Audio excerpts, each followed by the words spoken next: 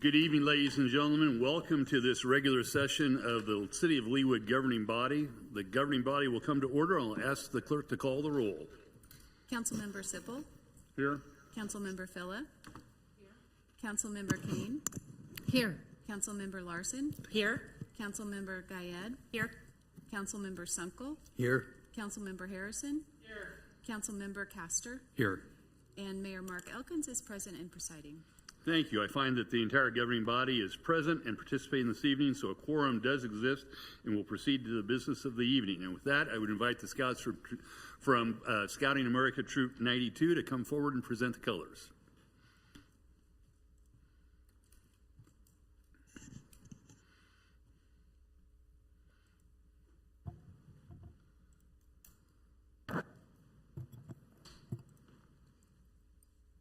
Please rise. Please remove all hats and hoods. We will now begin our flag ceremony. Color guard, advance.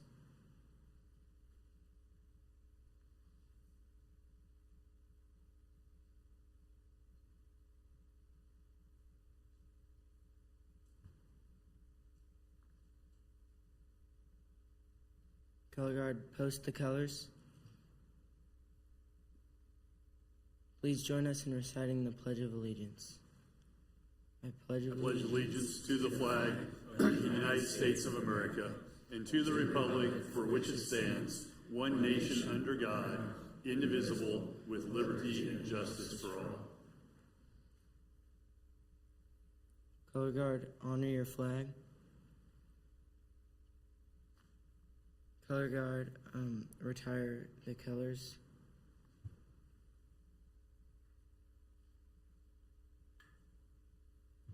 Color guard dismissed. You may be seated. Great, thank you. You're a little short of people tonight, but we appreciate the adults helping out. If you could ask your colleague to come forward as well. There he is. If you two gentlemen would introduce yourselves and tell us a little bit about the troop that you're from and your rank, we'd be grateful. Yeah, so I'm Nolan Lear from Troop 92. I go to Harmony Middle, and I am Star. Great. Welcome, Nolan. You did a great job. Hello, my name is AJ Bain. I am from Troop 92. I also go to Harmony Middle School, and my current rank is Life. Thanks, AJ. Can you guys remind me who your chartering organization is at Troop 92?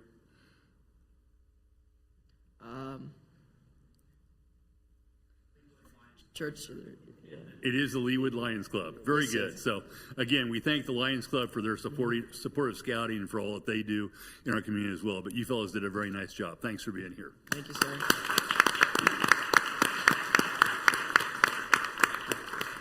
And with that, I would ask the clerk to call the roll, please. Oh, you already have. I'm way behind. Does staff have any amendments or adjustments to the agenda as it was published on Friday? We do not. There was an ad late this afternoon to our attachments, but that did not affect the agenda. All right. Thank you very much. Is there a motion to approve the agenda with the addition of that item to the packet? So moved. Second. Thank you, Ms. Larson. Thank you, Ms. Villa. Any discussion? All those in favor of approving the agenda with that slight modification, please indicate by saying aye. Aye. Aye. Those opposed, same sign. The ayes have it, and the agenda is approved.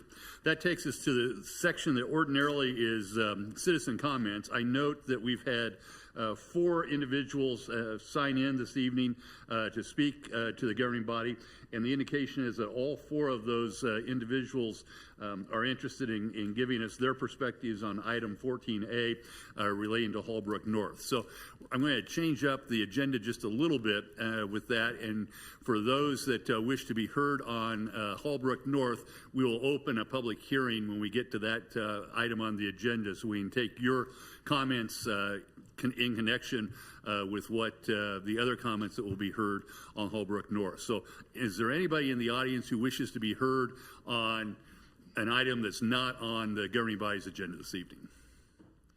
If not, we'll move on to the proclamations. I have one proclamation this evening, and I would invite Ann Blessing to the lectern.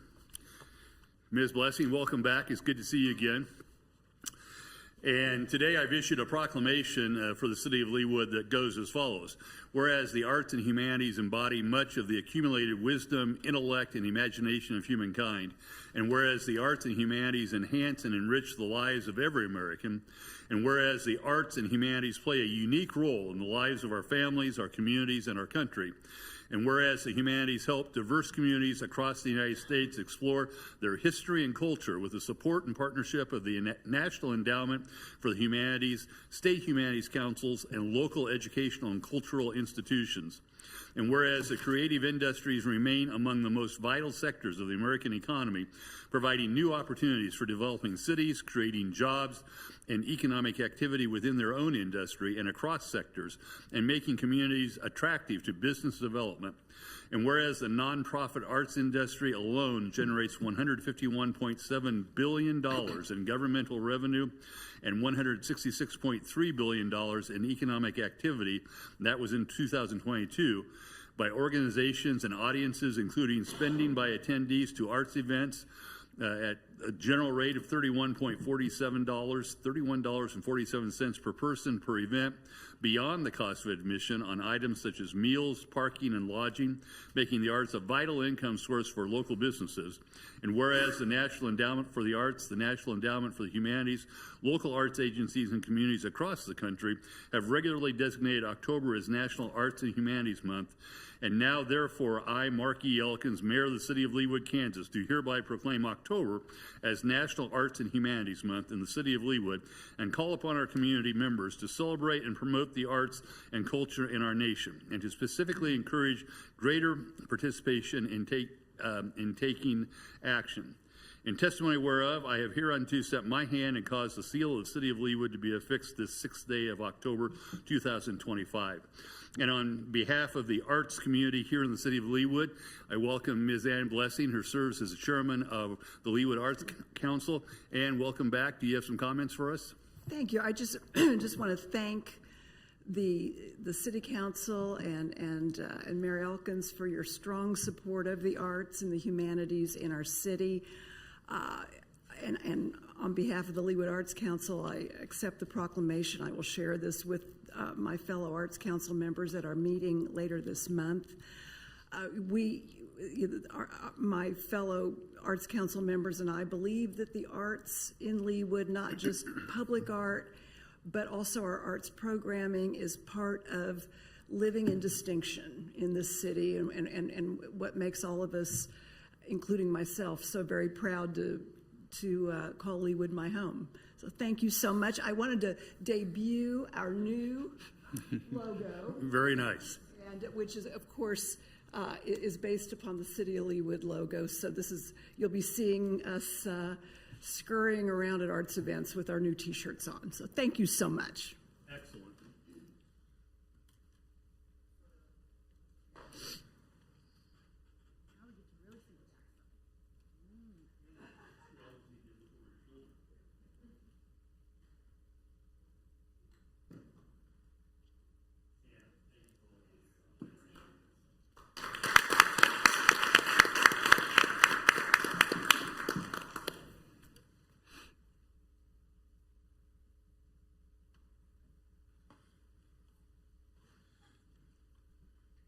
I don't believe I have any additional presentations or recognitions this evening, and there's no special business, so that brings us to the consent agenda this evening.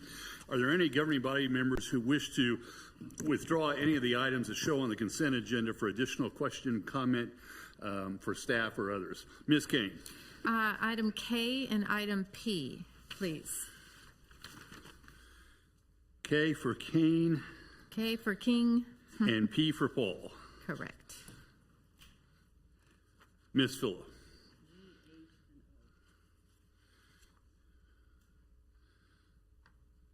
G, H, and O.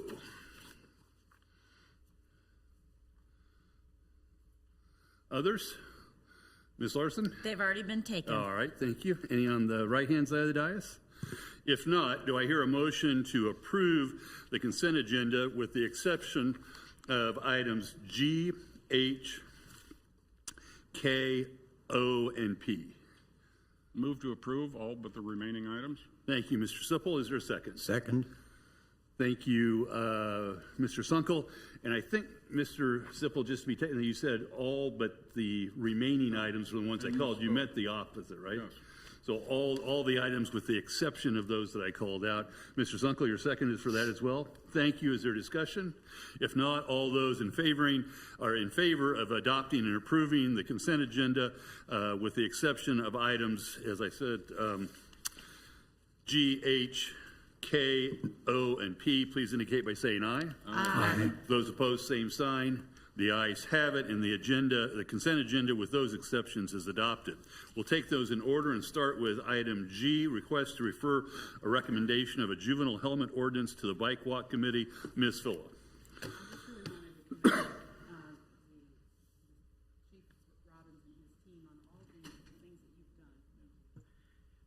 To educate and to work with the schools and creating a new code so that when those complaints come in, you can distinguish them from others and keep track of what's going on with e-bikes and scooters.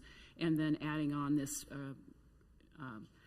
referral to the Bike Walk Committee to look at the ordinance of having juvenile helmets will be welcomed by the citizens that are very, very concerned about our kids out on the roads. So thank you. And with that, I move to approve. Thank you, Ms. Phillip. Is there a second? Second. Thank you, Mr. Sipple. Is there any other discussion?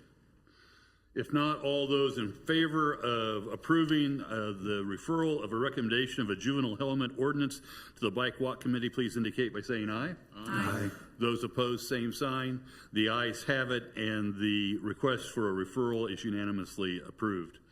Next, we have item H, which is a resolution approving and authorizing the mayor to execute 2026 employee benefit plan documents and to transfer, remaining 2026 budget for health insurance expenses to a fund to be utilized towards future employee health care expenses and self-funding. That's from the Human Resources Department. Ms. Phil, I believe this one is yours as well. Again, I just wanted to congratulate and commend the staff for coming in with the health insurance premium under 9.5% and only a 3% increase in dental insurance, and the proactive approach of creating a rainy day fund and positioning us to be able to decide whether going to our own self-funded insurance would be an option. So congratulations to you and move to approve. Thank you, Ms. Fuller. Is there a second? Second. That was Mr. Sunkel. Is there any additional discussion? If not, all those in favor of adopting a resolution approving and authorizing me to execute employee benefit plan documents and to transfer the remaining 2026 budget for health insurance expenses into a fund to be utilized for future employee health care expenses and self-funding, please indicate by saying aye. Aye. Those opposed, same sign. The ayes have it, and the resolution is unanimously adopted. That brings us, I believe, to item K, which is an item to authorize staff to execute an agreement with Burns and McDonnell for the preliminary engineering study related to the 135th Street corridor. Ms. Kane, I believe this one is yours. It is indeed. Thank you, Mayor. I would like to commend the Public Works Department for putting a halt on this, for lack of a better word, or initiating this study. As we are taking a comprehensive look right now at our LDO and our 135th corridor study, what we should or need to or might need to do for 135th Street is top of mind right now as we do this comprehensive look. So I think it's wise, a wise decision not to just go forward with what the plan was, and rather to engage Burns and McDonnell in a preliminary engineering study for a section of that. As it says here, widening the corridor to 6 lanes, three in one direction, 3 in the other, plus the intersections is a huge undertaking. And whether that needs to be done, will be done, needs to be looked at closely, I think it's wise of us under the circumstances to take a closer look at that before we plow straight ahead. So thank you for that. With that, I move to approve. Thank you, Ms. Kane. Second. Thank you, Ms. Fuller. Any other discussion of the authorization for staff to execute the agreement with Burns and McDonnell relating to the 135th Street expansion? Mr. Mayor, I did. Yes, Just Dr. another Castor. another comment. Again, thank you to Diane and the staff. This is I think, a great example of an expenditure that doesn't meet the criteria to come to the governing body, but it's really important for us to know when these things are occurring, so that, especially with big strategic plans. And so I would encourage the staff to continue to do that, even though it doesn't required to just let us know when things are going on, so we kind of know what's in the pipeline. So thank you all. Thank you, Dr. Castor. Any other discussion or questions for Mr. Lay relating to this contract with Burns and McDonald? If not, all those, I think I have a motion in a second, all those in favor of authorizing the staff to execute the agreement with Burns and McDonald for the preliminary engineering study related to the 135th Street corridor expansion, please indicate by saying aye. Aye. Those opposed, same sign. The ayes have it, and staff is unanimously authorized to move forward with executing that agreement. We come now to item O, which is the Public Works project update. So, Mr. Lay, welcome back. And I believe this is Ms. Phillip. Yes. Just in general, I want to say thank you always for the Public Works updates, as well as the Parks and Rec and Arts from Chris. Specifically, I wanted to ask about the 83rd Street. And we're having a meeting with the school, Corinth, and I'm sure if they don't already know that you're looking at widening the sidewalks, they're going to be very excited. But I was curious, do they know about that, or are we going to get to deliver good news at our meeting on Wednesday? So I'm not sure if the school knows about it, but it was brought to our attention during one of the bike walk committee meetings when we were going through our projects, and they had requested that we widen the sidewalk from that cemetery over to Winonga. Because there's quite a few pedestrians. And so that was not part of the plan. So we have reached out to our engineer. They added it to the project. We do have rectangular rapid flashing beacons that are going to be proposed between just on the east side of that Winonga, so they can get across. And then there'll be an 8-foot sidewalk from that point over to Winonga to the east. Thank you very much. I'm just so appreciative of all of the concern that our staff and our citizens and volunteering are astutely aware of what we need to protect our kids. And then on the next one is the other one I wanted just to ask about. Again, some things happening with Brookwood and that potentially diet that we're talking about to improve the safety. I did get a call from Beth, one of the mothers who first raised the issue of the speed in which people are going, and the sidewalks are literally right on the street. And again, they had another child fall into the street. No, nothing happened, but it just raises the concern again when it happens that day. Everybody's hearts are, beating 100 miles an hour. So it's really appreciated all that's going on in that 103rd Street project to improve the safety by removing the kids from directly being next to the roads with a bike lane and slowing down the traffic. As we did this, or Prairie Village did this on Row, and it really makes a difference when you take 4 to 3 with a turn lane. There's no jockeying around trying to get around someone making a left turn lane, and it just makes the trip smoother and less prone to having fender benders and speeding up and all that sort of thing. So have they heard about this, the people that have signed up, as well as the moms who brought this to our attention? Are they aware of this report? We are hoping to go to the Public Works Committee in the first Wednesday in November to discuss the updates to the plan. So we had a public meeting, and we received a ton of feedback, a lot of it negative, some positive, and so we're going back to update the plans to try to address all the comments as best as we can. So we are making some changes from those original plans, and we do want to go to the Public Works Committee to get their decision or their recommendation, which would come before you, whether or not to go forward with that, with the road diet. And so we are working with the school district, and hopefully the school district will also be reaching out to all the parents. And then we have our mailing emails from a bunch of people that signed up for notifications. Thanks to you as well as Beth for the communication. Appreciate it, and move to approve. Thank you, Ms. Villa. Second. Is there a second? That was Mr. Sipple. Thank you. Additional questions? I'll go with Ms. Harrison first. Thank you.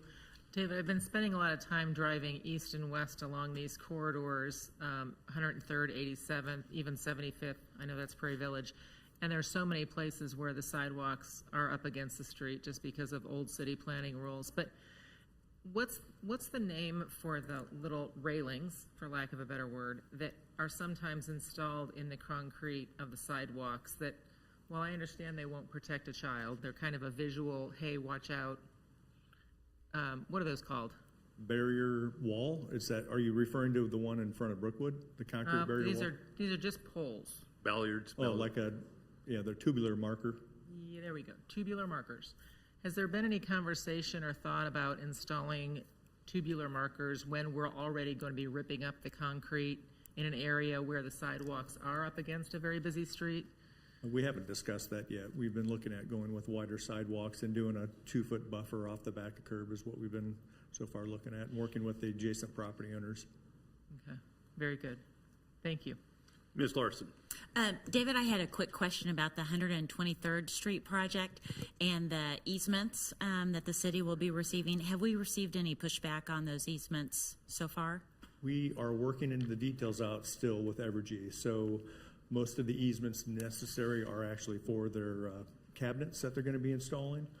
And so they were wanting specific language on the easements, and then going back and forth with us, they were showing us where they had pre-existing easements. And so we're still working that out through our attorneys and with Evergy. So we are hopefully going to be going out here at the end of this month once we get all the language settled on the easement description. Okay, thank you. Mr. Sipple. Just a quick follow-on to Mary's comment. How many easements are in play on that 123rd Street? Under 20 different properties. Okay, thank you. Thank you, Mr. Sipple. Mr. Lay, as long as you're warmed up, I'll ask a question as well. Would you mind just giving, especially the folks in the audience, since we had such a good turnout tonight, an update on where we are on Tomahawk Creek Parkway and what we may be looking at as an opening date? So we are looking to have Tomahawk Creek Parkway opened up by early November. So it would be the full roadway. There's still going to be restoration that'll need to be done on landscaping and things like that. We did get behind on with the rain, so we got a little bit behind on some of the work, but they're still trying to get it, at least the roadway portion, wrapped up by early November. Which is on time and on budget, correct? It's on budget and on time. Yes. Excellent. Appreciate the work, both you being understaffed and the work that the contractors have done. It's looking really nice, so appreciate that. Yeah. Any other questions or comments? Ms. Kane. I happen, excuse me, to be on the second floor of the Justice Center and got to look out on the new roundabout. It's really something to see from that vantage point. But it's been a pain having that closed, so I'm sure I speak for the rest of the city when we go, we're ready. So it's too bad that it's delayed, but that's unfortunately with outside work, part of the bargain. Yep.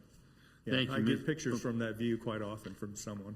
So yeah, someone whose I office even is up shot. there, I was just showing. Yeah, it's interesting to see. I've got a photo if you want to see. Thank you, Ms. Kane. Any other questions for Mr. Lay? I believe we have a motion and a second pending.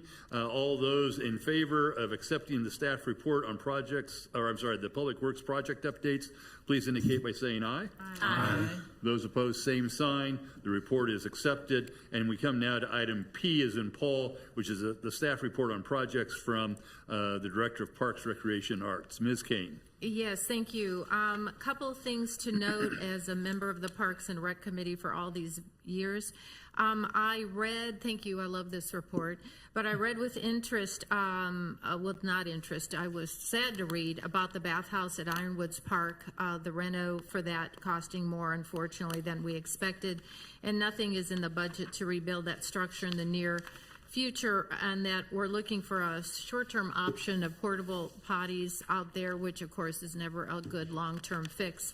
So I hope that remains a dialogue as opposed to some sort of decision. So I'm sure we'll bring this up at our next Park and Rec meeting, which is next week, Thursday. So that's the first I'd heard of this. So thank you for the update, and I'm sure we'll be speaking about it next week. And then also, if you haven't noticed and you're not a pickleball player, we now have 12 versus 8 courts because they've restriped 2 additional courts out at the Leawood Tennis. And every time I'm out there, which 2 or 3 times a week, it's hopping. So I'm very appreciative of the extra courts and the extra nets. and it is, they're well used, as you see. So it'll be interesting to see. It says here that they're going to be watching via camera for 30 days about the usage, and like it or not, it's a really popular thing in our town, in every town. So thank you for the addition of the stripes. And with that, I move to approve. Thank you, Ms. Kane. Second. Thank you, Ms. Phila. Any other questions for Ms. Claxton or comments on her report? If not, all those in favor of accepting the staff report from the Director of Parks and Recreation, please indicate by saying aye. Aye. Those opposed, same sign. The ayes have it, and the Parks and Recreation staff report is unanimously accepted. We come now to the mayor's report. I have a few items to report to the governing body and to the people of Leawood. I wanted to note that on Saturday, the 27th of September, I joined Dr. Castor, and there may have been others from the governing body that were there after I left, at Fire Station Number 1 for the Leawood Fire Department open house. Our fire marshal did a great job in expanding that open house this year. We had rescue demonstrations of people that get caught up in trees, and the excitement of a frozen turkey being dropped into hot oil, which is very exciting event, and really serves as a great warning to find a different way to cook your turkey on Thanksgiving Day. But again, all kidding aside, the fire department did just a great job of putting that on. So thanks to the chief and to the fire marshal for that. On the next night, on the 28th of September, Dr. Castor and Mr. Sipple, I think, were the two that joined me at the Taiwanese American Friendship Dinner to celebrate the 114th anniversary of the Republic of Taiwan. And it was particularly important this time as we welcomed a new Director General for the Taiwanese Trade Delegation in Denver, Debbie Huang. And she will be joining us again on February the 20th. Mark your calendars. That will be the Leawood celebration of the Lunar New Year as we celebrate our sister city, Elon. And I do note that while I didn't read it out loud tonight, I did issue a proclamation last week on behalf of the city of Leawood to the people of Elon and the people of Taiwan generally, recognizing October 10th as 10-10 Day in Leawood. As many of you know, October 10th is the federal holiday or the national holiday for Taiwan, recognizing their establishment as a separate country. And that proclamation was sent on to Director General Huang as well as Mayor Ming in the city of Elon, along with a video greeting on behalf of you all from me to both of them, congratulating them on their National Day. On the 30th, that was a busy weekend. on the 30th, I was a guest of the Leawood Police Department to recognize Nick Rothwell on his retirement after 30 years of law enforcement duty within the state of Kansas, and Chief, 24 years with us. 24 years with the city of Leawood. And I think it speaks well both of our city and of our police officers that the sad thing is we've said goodbye to a number in the last year who have retired, but they chose to make their professional lives serving our citizens, and we're grateful, particularly to, I believe it was Sergeant Rothwell, right? So he is off to do a lot more fun things like going fishing and doing some hunting and some stuff like that. So it was a fun time. You know, it's an unusual opportunity for the mayor to get to sit there with the officers and their families. And there are some stories told that probably would not be told in council chambers. And it just reinforces the fact that not only do we have very dedicated law enforcement professionals, but they're people too, and they very much enjoy their jobs and they enjoy working for the city of Leawood. So whenever you have an opportunity, I strongly encourage you to thank the people in blue or black, as the case may be, for their service. Last, on October the 2nd, I participated in a kind of unusual ribbon cutting ceremony.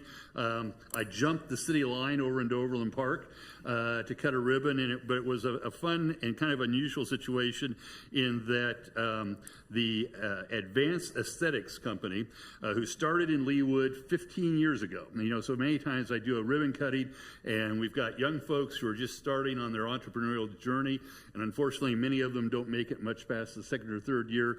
In this case, the owner and the operators of Advanced Aesthetics were celebrating 15 years and 15 years of growth. And so it was just kind of fun to see the success story of one of our entrepreneurs. Unfortunately, she outgrew the space that she had in Leawood and had to move over to Overland Park, but she was nice enough to invite me to celebrate her success. So that was a lot of fun, and that concludes my report. Any questions from the governing body for me on that?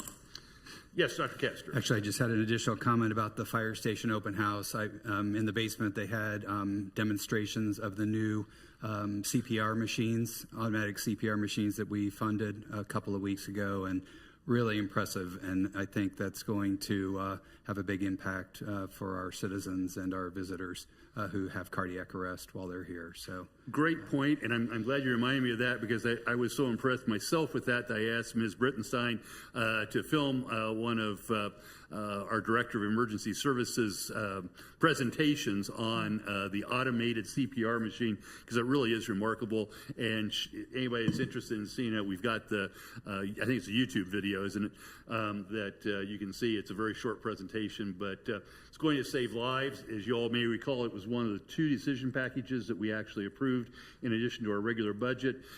They were expensive, but they are pretty interesting and pretty amazing. So thanks, Dr. Castor. I appreciate you reminding me of that. Anything else? Well, if not, do any council members have reports this evening? If not, we go to the city administrator. Ms. Stoddard, do you have anything for us tonight? Good evening, Mayor. I have no report this evening. Thank you. Thank you. We now move to item 12, which is committee recommendations. And first up tonight is Planning Commission case number 73-25, which is an ordinance approving a rezoning from SD Planned Office District to MXD, Mixed Use Development District, preliminary plan and preliminary plat for Hallbrook North Mixed Use Development, located north of College Boulevard and west of State Line Road. Before Ms. Hurley proceeds with the staff presentation, just to give everyone in the audience an idea of where I'm heading on this, this is the part of the Hallbrook North plan that relates to the actual construction and design. Later on in our agenda, we'll be addressing the question of the beginning of a process for economic incentives. The general order that will go in this evening with respect to the plan, the preliminary development plan itself, is for staff to make a presentation. Then we'll ask the applicant to make a presentation. After staff has made their presentation, the governing body will have an opportunity to ask staff questions. Then the applicant will make their presentation, and the governing body will have an opportunity to ask questions of the applicant. Then we'll invite any members, including the 4 that signed in the audience, who wish to be heard on this preliminary development plan, to come forward and give us their thoughts. At that time, after that, the applicant will have an opportunity to respond, as will staff, and then we'll proceed to a discussion of the 2 items that we need to decide this evening, and Ms. Hurley will give us more information on that. Any questions about the way I intend to proceed? If not, Ms. Hurley, do you wish to be heard? I do. Please Thank proceed. you, Mr. Mayor and council members. As you said, this is a request for rezoning from SDO to MXD for the Hallbrook North Mixed Use Development. This also includes the preliminary development plan and preliminary plat for this project. This was considered by the Planning Commission on September 9th, and they did vote 9-0 to recommend approval to this board. This is located at the northwest corner of College and State Line Road. This involves 34.2 net acres and 11 proposed buildings for a total of 1,482,000 square feet of total construction. As part of this, there are 3 office buildings for a total of 850,000 square foot of office space, 2 residential buildings that include approximately 500,000 square feet with 400 units, and that works out to 11.8 dwelling units per acre. There is also a 65,000 square foot hotel with 145 rooms, a 10,000 square foot event center, a 14,000 square foot daycare center, and 16,000 square foot of retail space, and a total of 3,673 associated parking spaces with this. That is both surface and structured parking throughout the development. So just to walk you through the overall site plan for this, what you can see before you is, like I said, that large view overall site plan. It is located just to the west of City Park and Lee Wolf Dog Park, which you can see up there. So just to walk you through the basic layout of this, there are two major entrances to the site, one off of State Line Road and one off of College Boulevard. The entrance off of State Line Road is at 108th Street, and then that main circulation spine comes in through the development and turns down towards College Boulevard and connects there at the existing signal at Overbrook. There is a secondary road through the site that enters the site just to the north of that entrance there at 108th, and then wraps around at a lower grade below most of the buildings and connects back with that main circulation spine down just north of College Boulevard. And that secondary road that wraps around, like I said, that is at a lower elevation than that main road through the site, and that will provide access to the below grade structured parking for the office buildings, as well as the two residential buildings that are located on the site. This is proposed in two different phases. So what you've got before you now shows the first phase build out. You'll notice, I'll just flip back to what we had up here first. What you're looking at now is the full build out, and then onto the first phase. You'll notice that that northernmost office building, the southernmost office building, and one of the residential buildings over to the left are planned to be part of the phase 2. So just to go through some of the perspectives that they provided for us, this is a view looking southwest towards the development. You can see over to the top right corner of the screen, that's I-435 coming through there. You can see building A identified on there. That is proposed to be the tallest office building. Then you can see how that relates to the other buildings on the site. And the road that you see coming out there, kind of in the middle of the screen, that's that main entrance into the development that I talked about at 108th Street. And there will be a signal installed at that entrance. And if you'll recall, there was previously a signal at that same location, just across from the Bank of America. And that came out about 10 years ago, judging on the Google Street View images, taking a look at that. Here's another view looking back towards the southeast. So you can see those two main office buildings kind of there in the middle of the screen. Those will be connected by an elevated catwalk between those two buildings. And then down in the foreground, there is the daycare center, Building F, and with an A on it, that is a retreat center that is provided for the corporate office space as well. And then over to the right, you can see one of those residential buildings that's provided. And then just another view looking back towards the northwest at the overall site. Over to the left of your screen is an office building that is right there at the corner of State Line and College. And then just to walk you through, I wanted to give you a good overview of each building, so I'll go through each building on their own. Building A, again, that is the main headquarters office building. You can see that there in the red outline on both the site plan and the aerial view. So that is proposed to be 444,000 square feet, 12 stories in height, 12 stories, 200 feet in height. We do measure that from the grade at the front of the building. And there is below grade structured parking provided that goes down about 66 feet from the grade at the front of the building. And there is a deviation required for the height of this building, which we will get into here in a little bit. Next is Building B, which is the headquarters expansion building. And if you remember, this would be part of the proposed phase 2 of this build out. This is proposed to be 258,000 square feet, 8 stories and 140 feet in height, again measured at the grade at the front of the building. This building also does provide below grade structured parking, again approximately 66 feet below the ground level at the front of the building. There is also a deviation required for the height of this building. Next is what's identified as Building C on the site plans. This is the Hotel and Event Center. The hotel is 65,000 square feet with 145 rooms, 6 stories and 90 feet in height. And then the event center is 10,000 square feet, can hold approximately 280 seats, It's 1 story and 40 feet in height. And then there is an associated parking structure with the hotel and event center that is 6 levels. That's approximately half up, half down on the parking, so you'd have about 3 levels up, 3 levels down, and that parking structure is accessed from State Line. Next, we move on to Building D, which is one of the multifamily residential buildings. This is 274,000 square feet with 225 dwelling units. It is 10 stories and 120 feet in height, again, with the others measured at the grade at the front of the building.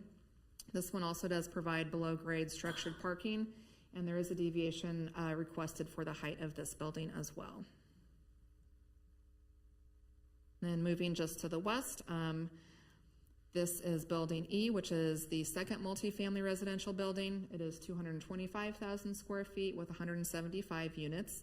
It is 10 stories and 120 feet in height also, like the other residential building. This one again does provide below-grade structured parking, and a deviation is requested for the height of this building.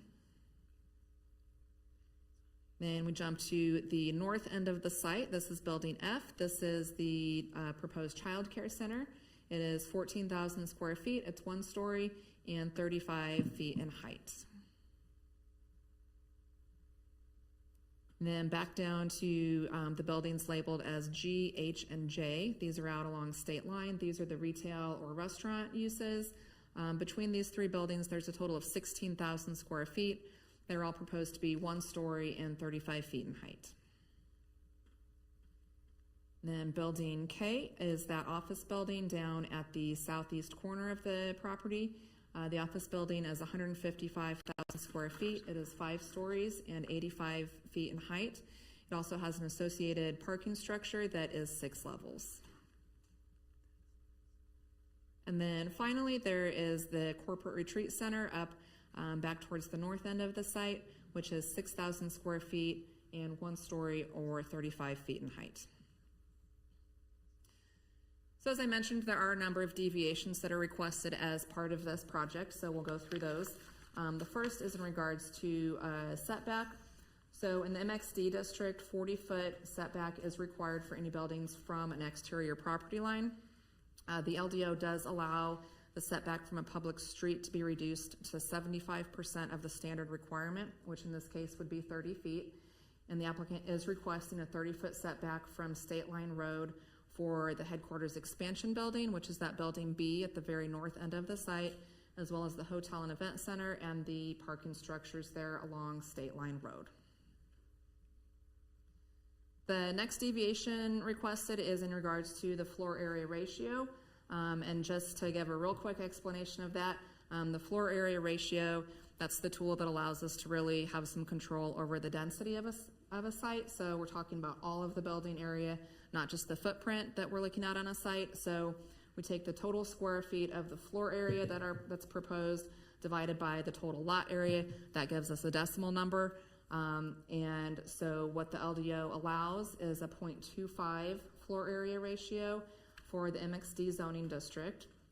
The LDO does allow the FAR to increase to 0.45 with bonuses. There are a number of bonuses that are specifically written to the LDO that can be requested. It can go higher than that with a 3/4 supermajority vote, which we do not need. They are requesting a 0.45 FAR with the associated bonuses and deviations that are involved as part of this. So before any discounts or deviations are factored in, this project does have a 0.76 FAR floor area ratio. And just for reference, Park Place over here has a 0.84 floor area ratio, to give you a little bit of an idea how that might compare. So the deviations that the LDO allows us to consider are based on excess open space. So for this, for MXD zoning district, they have to provide 30% of the total land area has to be open space, which in this case would be 520,144 square feet. They're providing roughly double that, or 1,041,174 square feet of open space on the site. So that gives us about 521,000 square feet of open space to work with. That's that excess open space over what's required. And so when we're taking a look at the deviations that they request, what we do is take that excess open space and we can use that to offset the building area that we use when we make that calculation. So we can use that on a 1-for-1 ratio to offset the building area when we're taking a look at that FAR calculation. So to get into the specific deviations that are requested for the FAR, the LDO doesn't allow an automatic 25% residential discount, so we take the total residential square footage and the LDO automatically knocks 25% off when we are calculating the FAR. The LDO does allow up to a 55% residential discount. Just any applicant can request that, and the applicant has requested that in this case, so we knock off 55% of that residential square footage in calculating the FAR. The other deviations that are being requested are in regards to increased open space, superior site planning, parking structures, and pedestrian amenities. So moving on to the next deviation that is requested, that is in regards to the height. MXD zoning district has a maximum height allowed of 90 feet. The LDO does allow us to deviate from that height with a 2/3 majority vote of the governing body members. LDO does not provide a maximum height that it can go up to, just says that we can deviate from that with the majority, the 2/3 majority of the governing body members. So just wanted to go over the specific language that's in the LDO regarding the height in regards to that deviation. So the specific language is to allow for the construction of a building with a unique, iconic, or distinctive design with the opportunity to become a landmark, or buildings unique to the area, or when the topography and adjacent land uses justify allowing an increased building height. So those are the two criteria that are written into the LDO for you all to take into consideration when looking at that requested increase in height. So as we talked about just a little bit ago, there are 4 proposed buildings that would exceed 90 feet. The first one is that building A, that main headquarters building, which is proposed to be 200 feet in height. Building B, which is the headquarters expansion building, proposed to be 140 feet in height. And then the 2 multifamily buildings, which are proposed to be 120 feet in height. And then just because I'm a visual person, I know most people are, I wanted to give you a little bit of a comparison for some buildings that we could all recognize, give you those heights. So a few of the buildings in Leawood we have that are some of our taller buildings. The first, the Resurrection United Methodist, that building is 104 feet to the top of the parapet. It's 85 feet to the top of the roof. The LDO is a little bit funny in how we consider height. We measure technically to the top of the roof, but parapets are not counted in that calculation. But that's what we see. And so the parapet, especially out there at Resurrection, is quite a bit above the actual roof line, so that's what we see when we think about that building. So that does go up to 104 feet. The American Academy of Family Physicians building over here off Tomahawk Creek Parkway is 69 feet in height. The Holbrook 3 or KBP building, which is just to the south of this proposed project at the southwest corner of College and State Line, is 58 feet in height. And then the Aloft Hotel over here at Park Place is 84 feet in height. And then just a few other references here along the 435 corridor that are over in Overland Park that you're probably all familiar with. The Sheraton Hotel over at the Overland Park Convention Center is 230 feet in height, so 30 feet over the tallest building that's proposed here. The Lighton Plaza building, which is just off College Boulevard to the west of Metcalf. It's kind of a rose gold or pinkish glass building that you've all seen. That one is 240 feet in height, so 40 feet over the tallest building proposed here. And then the Renaissance Office Park building, which is at the southwest corner of College and Metcalf, the Darth Vader building that a lot of us heard referred to. That one is 225 feet in height. And then Corporate Woods goes up to also about 225 feet in height. And just thank you to Overland Park planning staff for being kind enough to share some of their statistics with us. And then I'm going to turn it over to David Lay to talk about some stormwater considerations with the site. Welcome back to the podium, Mr. Lay. All right, thank you. So on the stormwater plan, there's two key elements to it. One is to treat the stormwater, or the water quality storm, which is the 1.37 inches is what they're trying to capture, and then treat that stormwater. And then the second, of course, is trying to control the 1% storm, which is what determines the floodplains, how that's routed, or whether or not that's just controlled on site and held back. And so this development, to do the water quality storm, so on the BMPs, when you do the water quality storm, you look at the existing soil types, you're looking at the existing ground coverage, and there's calculations through the Mid-America Regional Council to go through and then calculate with your development what the level of service needs to be for your stormwater treatment.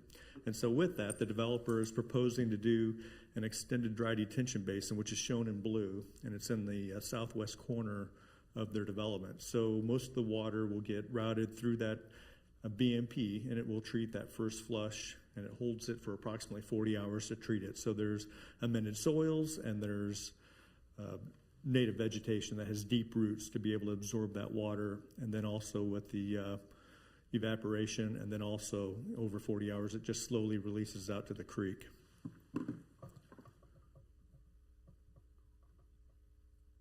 Okay. So on the 1% storm event, so the one concern we have, it's always site specific. And so if this site were to be on 135th Street, that's at the top of the watershed for Tomahawk Creek, and it's also, or Indian Creek, it's also at the top of the watershed for Blue River. It's miles away from those creeks. And so there's no question, everybody along 135th Street has to do detention. We're trying to hold that water back so the peak flows in those creeks go by or go through the city prior to these other developments releasing their water. At this site, because of the volume of area that's upstream, it's roughly, I think, 65 square miles are upstream of this point. So it's a significant watershed, mostly developed out. And so with that, and being right near the areas where we have flooding concerns, we want the strategy to be to get the stormwater out into the creek before that peak flood event occurs, which is typically right around the 5 to 6 hour mark after it starts raining.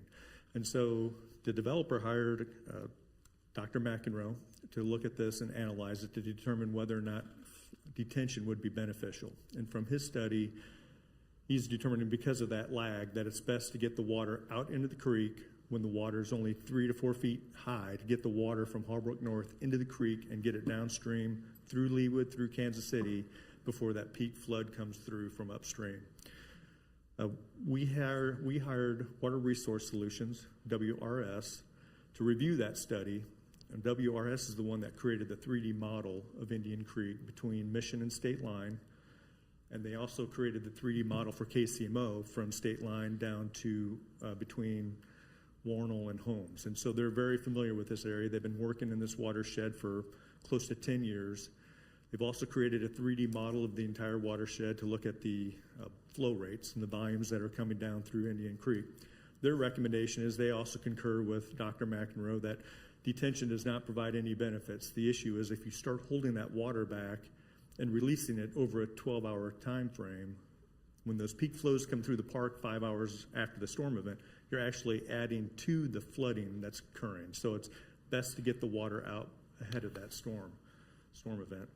We also hired, separately from all that, we hired Olson Associates, who's under contract with Johnson County. They're creating all new floodplain maps for FEMA. So they have this entire watershed mapped and modeled. And so we asked them to add this development into their model and then rerun the model. And from their study results on the 1% storm, the 1 year or 100-year storm event, it's better to not do detention, to let the water get through before that peak flow comes through. So they concurred with that. They did have, when they looked at the 50% storm, which is the 2-year storm event, they did have some higher flows, but they didn't take into account that we have the BMPs, which is going to hold back that first flush. So we're going to actually have, off the Harbrook North, they would actually have less water coming off their site than what Olson was modeling. Because of that, they weren't able to get into the specifics of that.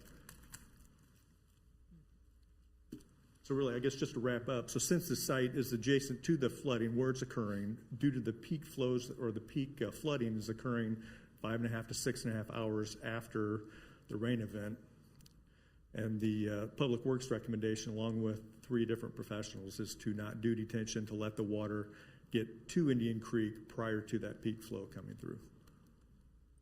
So with that, I'll wrap it up. Thank you, Mr. Lay. Ms. Hurley, do you have more? I do not, but we are certainly ready for questions. Thank you. I appreciate that. So, questions from Ms. Hurley or Mr. Lay. I will start with Ms. Harrison. Thank you. Julie, can you show me, I'm looking at an old map, I realized halfway through your presentation. I thought I was so clever keeping an old one. It's missing a building or two. Can you show me the open space? When you talked about deviations, you said they had more open space then. So can you just show us? Okay. Yep, I didn't have building F on my old map. Okay. So anything in green here is calculated as the open space. And I didn't mention it, but included in your packet is, well, actually, I'm going to get back to a better picture that shows this a little bigger. Okay, there we go. You can see a little better. So the land for the Lee Wolf Dog Park was originally part of this property, which was donated to the city. I don't have the year off the top of my head, but that donation agreement is in your packet. That was donated to the city from this property. As part of that donation agreement, the city agreed that that Lee Wolf Dog Park area would be calculated in the open space for any potential future development of this site. So you can see there where the dog park is, that area is counted as part of the open space for this project. I want to say it's about 3 acres off the top of my head. It's around that. So, and then also as part of this, I didn't mention, but again, as in your report, they are proposing to provide a trail connection from this project down into City Park to really get access to that really nice amenity that's next to this project in order to take advantage of that open space that they're being allowed to count as part of that calculation. Okay, so the boundaries, the colored boundaries are maybe confusing me a little bit. There's a red boundary, then there's a black boundary. What's the red one around this map right here? So when you're looking at it, so the red boundary would be along the north. So start at the corner, that northeast corner of the property, and then we're going to go west. It's red, and then where it hits the dog park property, it turns black, and it keeps going, and then it angles down, and then cuts straight down south in black. Can you get a little marker there, Steve? Steven, you give her one of those little. Well, the red line goes to the east of Lee Wolf Dog Park. Yep.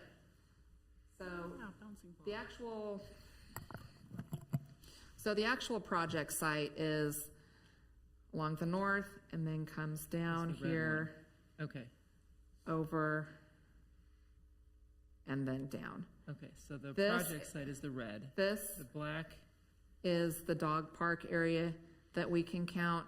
But yes, this red line, is the actual boundary of the project site. Okay, so the black line that's right next to or to the west of Building E and the detention pond, that black line that goes straight north-south and then turns, is that space also that they're getting credit for that was part of the Lee Wolf?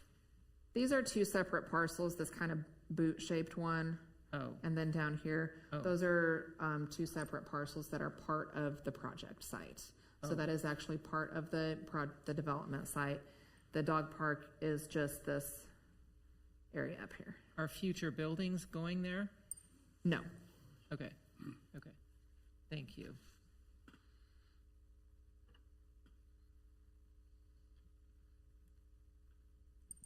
Nothing further. Thank you, Ms. Harrison.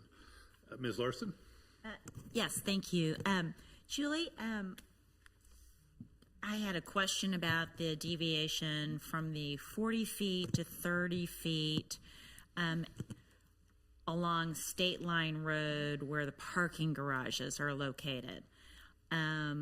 It looks like on page 77 of the packet that the parking garages will be approximately 38 feet from State Line Road, and our correspondence earlier today indicated the KBP building is 61 feet from State Line Road.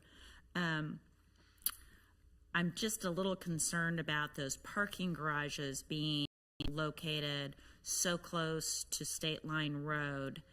On page 42 of our packet, and I think it's in your presentation, we have a picture of the KBP building.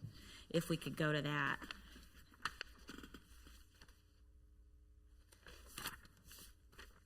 And so the landscaping along State Line Road here between the road and KBP building, the building itself is a beautiful office building.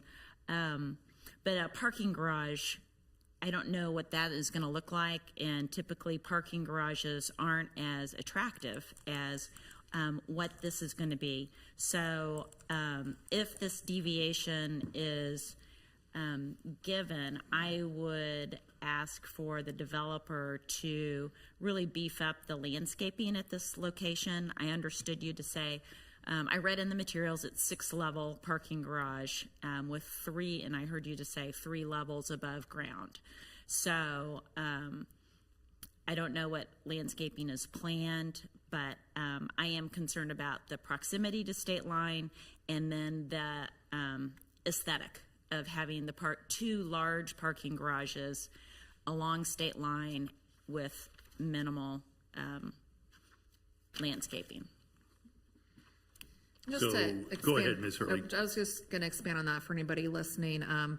As you all are aware, elevations and landscaping are not approved as part of a rezoning or preliminary development plan. So those would be submitted as part of a final development plan and have to meet all of our standards in terms of what we have for landscaping and building design.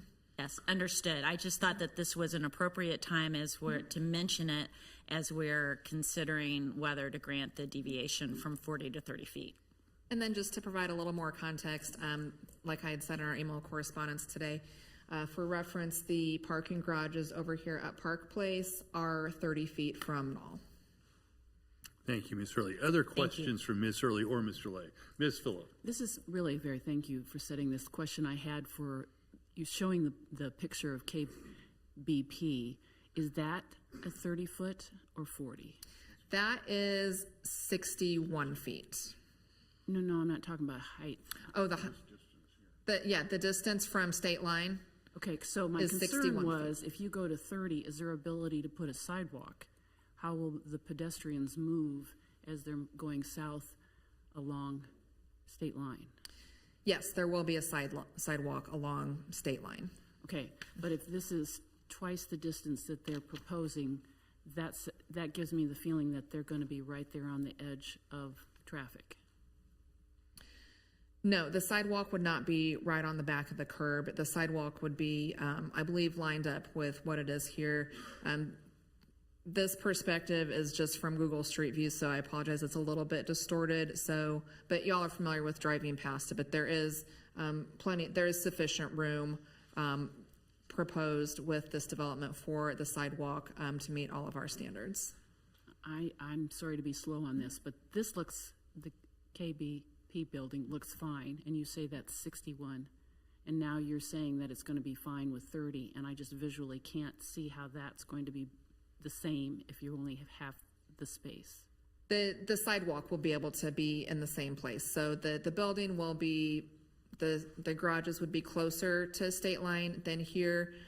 There's pretty ample room for the KBP building between the sidewalk and the building. The building is not right on the back of the sidewalk. It looks a little bit like it here in this picture, but there is ample room between the KBP building and the sidewalk, and so there will be sufficient space with this proposed development for the sidewalk to be placed. Okay, thank you. Thank you, Ms. Fulla. Other questions from Ms. Hurley or Mr. Lay? Mr. Sipple.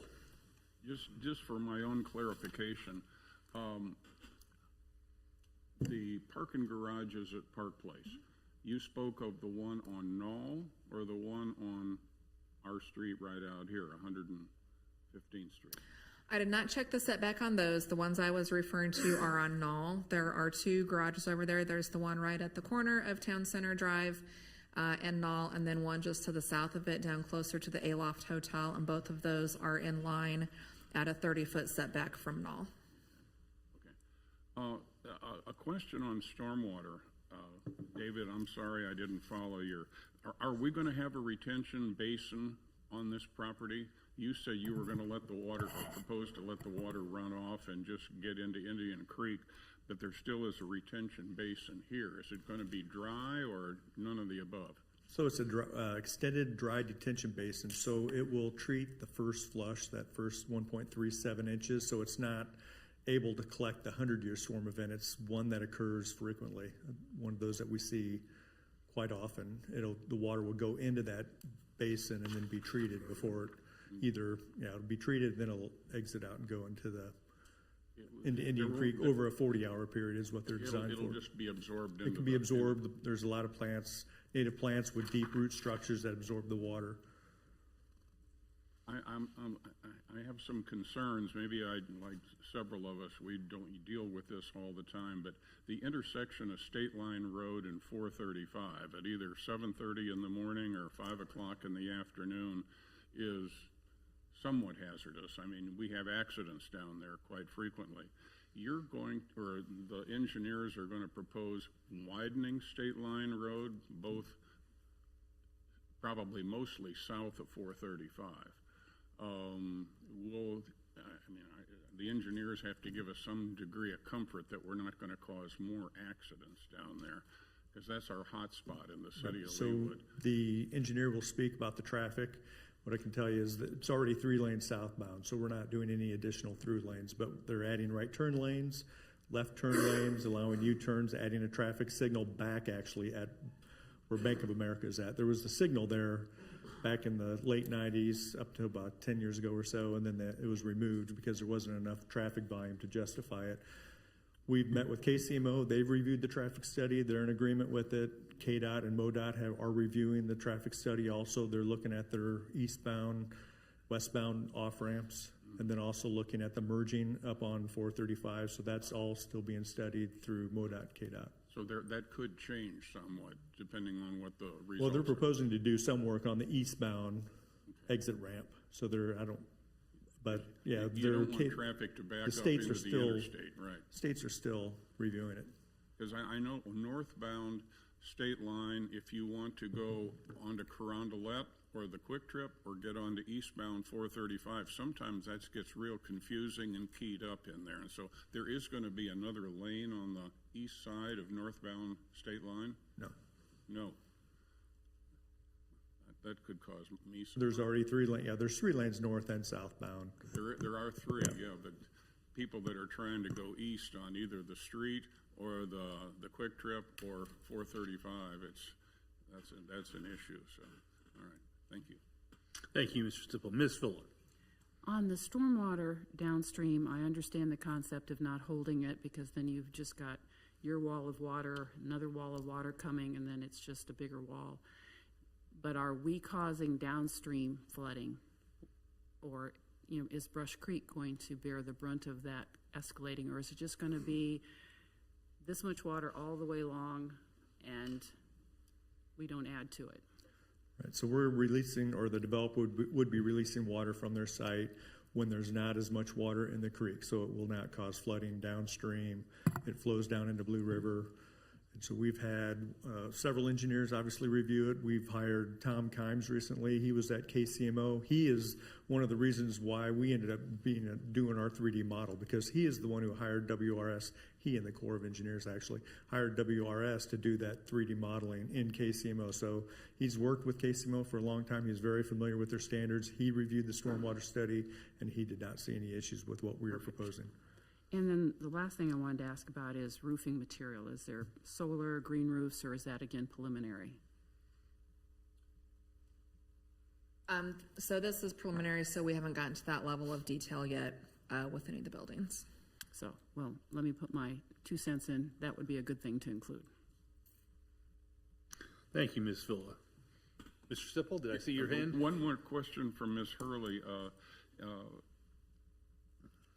What is superior site planning? It's a new buzzword for me. So that is the way it is written in the LDO, and let me get to. So it's very specific with what can be considered. Let's see, I apologize. I don't know if we put the language in the staff report, but it's basically related to things like plaza space, pedestrian amenities, that type of thing. But the language is really specific as to what we consider. But a lot of it does center around, pedestrian type amenities that they're including to really activate the space and provide things for folks to enjoy when they're out using the site. Thank you. Ms. Kane. Yes, just a general comment about the level of care and the level of time and energy being spent on the stormwater aspect of this, as well as the traffic. I applaud Van Trust and know that you all read that they did Meadowbrook as well as our Park Place, as well as the KBP building. So fortunately, they are of the highest caliber, and as you said, or as you heard rather, many stories of the parking are going to be below ground. So the last thing they want is their own parking garages to flood. So I do believe that all this level of care that the city has done, as well as the developers, as well as Van Trust has done, clearly they would have had to cross their T's and dot their I's. Otherwise, their very own structures would, because of the topography of that site. Much of it is underground. The parking is, much of it is underground, and flooding, cars floating would be the last thing that they wanted. So thank you for this explanation, and I applaud everybody involved in this level of care. Thank you. Thank you, Ms. Kane. Other questions for Ms. Hurley or Mr. Lay? Ms. Harrison. Sorry, one more. Something that Mr. Sipple said earlier has given me pause, along with what Ms. Larson was talking about with the deviations and the setback. I am on record with saying that I thought even the KPB building was too close to state line. I was startled to find out it was 61 feet today when some communications went out. Mr. Sipple made a comment about traffic lanes. If we allow this entire development, which essentially the whole development is getting a deviation on that east side to be closer to state line, then ideally, in a perfect world, it might be, we'd have to ask them to pick up the whole thing and slide it over. And I guess I'm asking them to do that because we cannot widen State Line Road in the future, should we need to, in 25 years. We don't know what's coming. There are people in this room that 30 years ago never would have believed State Line Road, 135th Street would be 6 lanes in some spaces. They would have never believed it. I remember when it was a gravel road, they'd say. So I feel like we're boxing ourselves in along state line there. What if across the street, KC Mo wants to build a similar project where the Park South apartments are someday, and suddenly there's just more traffic than anybody ever imagined right there? When all of these apartments are full, which of course Van Trust would dream that all of these apartments are going to be full, the traffic studies can hypothesize to a certain extent, but as Mr. Sipple said, this is one of our highest traffic incident report accident rate corridors in Leawood. And so I worry that we will lose the ability to add turn lanes or increase turn lanes, because maybe we need those turn lanes to be a little longer in 10 years because we've allowed the entire development to be so close to State Line Road. That's my only pause about the whole project, is that deviation. So I can add a little bit here. So when they do their studies, they do have a projection for growth of traffic along the corridor. And so that's taken into account. But as far as extending those turn lanes, and that's Brian Scoville and myself, we've had discussions with them. And so when they come in with the phase one, we'll get the preview of what it's like, and then we can go in and update the traffic model to see if we need to extend those lanes out, or not us, but the developer needs to extend those lanes out for their phase two. If after phase one you have concern, you can make changes? If they come back in for a final on another site, if it creates issues, they would be the ones who would have to extend those turn lanes. It would not be the city, it would be Right, the but I'm just developer. saying, do we have the space, because we've put the building so close to state line? What if we needed a fourth lane and a turn lane in 25 years when cars are not yet flying? You know, Yeah. Well, and that's what, the traffic engineers, and they can speak to it better than I can, but they have already looked at the future projections on, there's metropolitan-wide traffic studies that we have that project what future traffic counts are, so we can make sure that we do have enough right-of-way for future lane widths.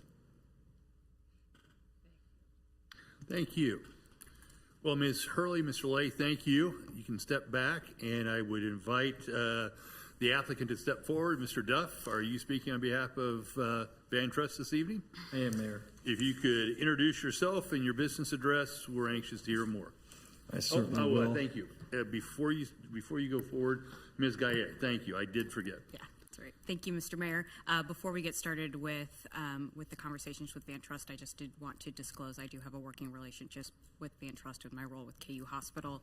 So I don't think it'll impede my ability to make a decision today, but just so we disclose that. Thank you. Appreciate the disclosure and the transparency. And my apologies for not bringing it up earlier. I got lost in my own procedure there. Mr. Duff, welcome. If you could state your business address, we're anxious to hear more about this project. Absolutely. Justin Duff, Vice President of Development with Van Trust. We're located at 4900 Main, Kansas City, Missouri, 64112. I'm going to take just a minute and introduce a large portion of the crowd here as part of this development team. I'm just one of many that has been working on this for about the last couple years. So David Rezak and Carl Lay with Van Trust are also joining me. Judd Clausen with Phelps, Sandy Price with Burns & McDonald, Janelle Clayton with Merge Midwest, our traffic engineer. Cord Maxwell is also here with Posinelli, as well as I'm excited to introduce you tonight to a few folks from Lockton, the proposed anchor tenant, Julie Gibson, the Chief Marketing Officer with Lockton, as well as John Swaller, the corporate development, the Director of Corporate Real Estate with the firm as well. So and I'm going to be as brief as possible. I think that Julie and team did an excellent job with their report, but, full screen. Thank you, Carl. Is that better? Okay. But before I get started into a little bit about Van Trust, I wanted to explain to the governing body how impressed Van Trust has been with Diane Stoddard and Julie Hurley and their team. The two of you have done an excellent job helping our group manage the process, as well as have a huge amount of input on where we're at tonight. We have had, I think it'd be fair to say, constant contact with staff over the past few months to get to this site plan. So as a Leawood resident, I appreciate seeing the behind the scenes of development here, because some of the development projects that I'm going to walk through with you that Van Trust has been involved in, I have not personally. And so I appreciate the process and the rigor that staff has put this project through. So with that, I'd like to tell you a little bit more about Van Trust and who we are. We celebrated 15 years this past May. I've had the privilege of being involved in all 15 of those. And through the commitment of the Van Tile family, I've seen this company grow, or we've seen our company grow from 6 of us to 80 plus employees across the country. We've put in close to north of 73 million square feet of commercial development. And that has resulted in dollars and cents wise of about $8 billion worth of development and acquisitions over that 15-year period. We've been focused solely on, or mostly on, all food product types through commercial development. I call them the food groups: office, industrial, multifamily, science and tech, as well as mixed use, mostly what we'll be talking to you about this evening. We're headquartered in Kansas City. We have offices in Jacksonville, Columbus, Dallas, Phoenix, and Salt Lake. Here's a few representative projects that we've done in Leawood. 3 of them there at Park Place, Optiv office building, AMC's headquarters, and the residential there at Park Place. The building there on the bottom left, you'll notice as 3 Holbrook Place, just to the south of the project we're talking about today. I bring this slide up only because it happened to be one of my babies that I worked on at Van Trust for quite a few years, so much so that I have 4 children and 2 of them were brought home during this time. I think it's some of their school projects, they said that Dad built parks, which I think is a little endearing to what we normally get to do as commercial developers, right? So I bring this up not to make it feel like Holbrook is Meadowbrook 2.0, but more so because I'm hopefully and confident that that you folks have been through this development, maybe have experienced it a little bit and seen and touched and filled what we did at Meadowbrook on that property. And I want you to take the quality, the connectivity to the green space, the walkability, and how we created that sense of place with that mix of uses. I want you to take that and translate it with me to Holbrook, because that's what we intend to do. So a little bit of how we came to own the site. We worked with the Hall family spring of 2024 to acquire the site. It was very important to the Hall family that this site landed with somebody that they felt, or a group that they felt that could do a good quality development. And I hope what you've seen from Julie's presentation and the remainder of my presentation here, you'll agree with that. We feel that the intent of the Hall family, with the involvement from the Van Tile family, coupled with all of the great things that have already happened in Leawood, really will stand up to what our development will really stand up to what is considered the class act of Leawood.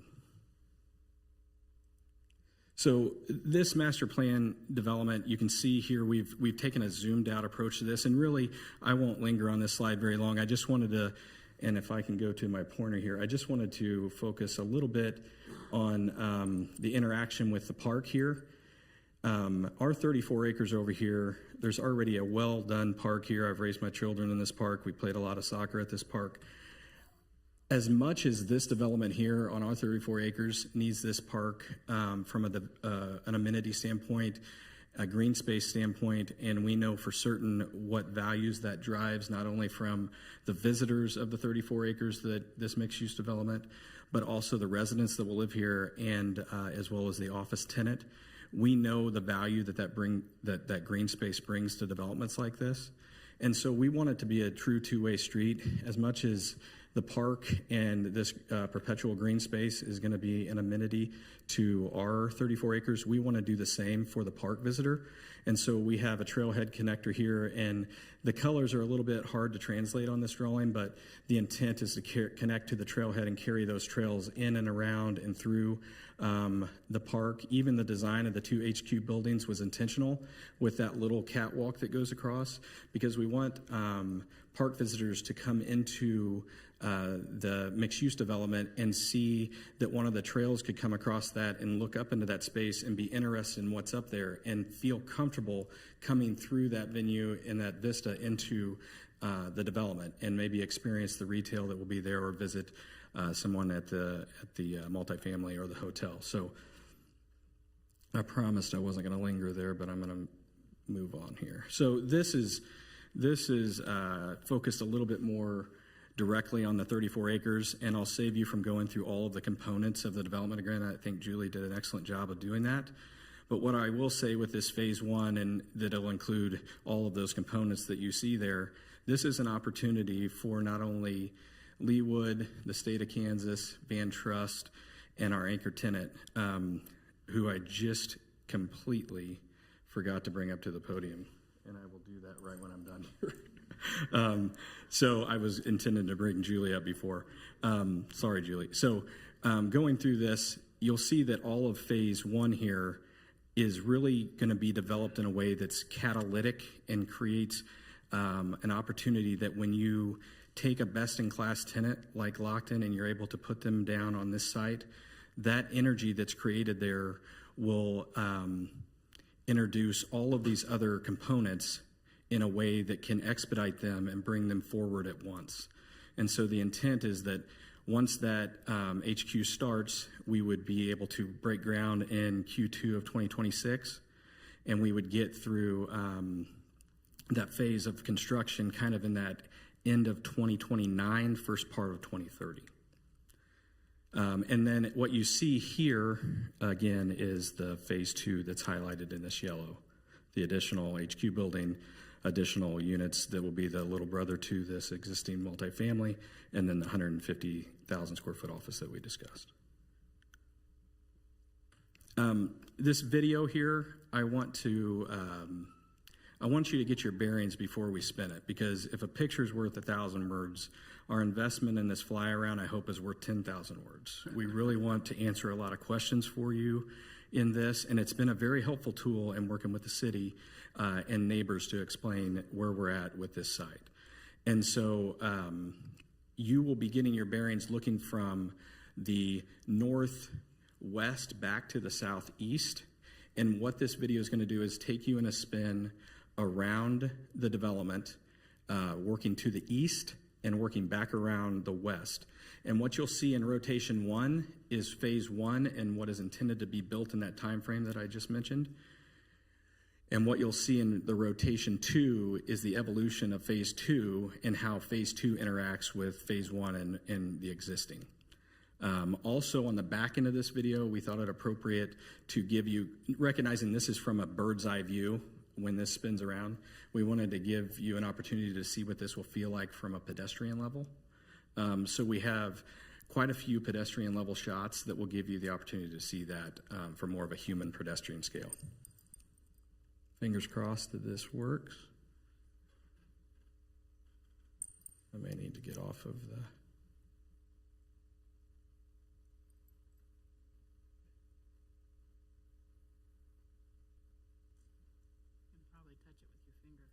Maybe. I think since I put the clicker on that it's...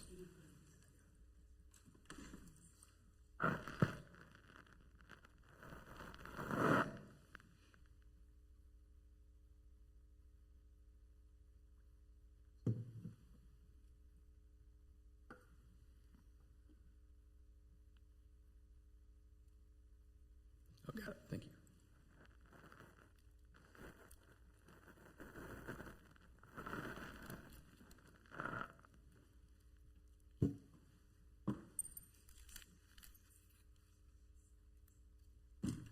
It's not going through the screen.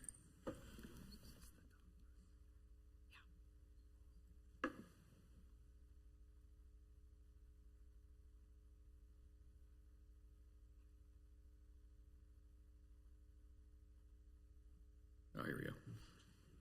Thank you.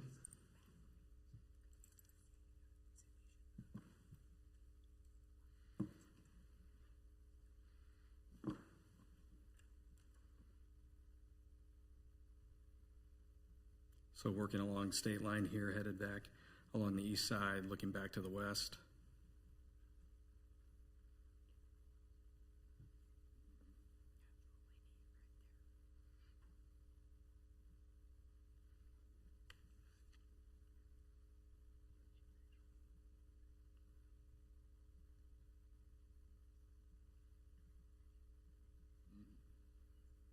Now looking back to the north and headed around to the west side, looking back to the east here, you can see the multifamily and the west side of the HQ.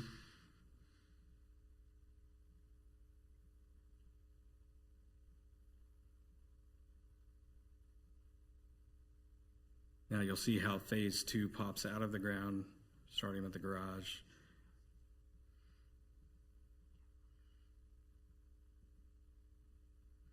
Where's the popcorn? What's that? Where's the popcorn? Yeah, I know. We debated on the music, but we couldn't ever come to terms on what to use, from rock and roll to classic rock.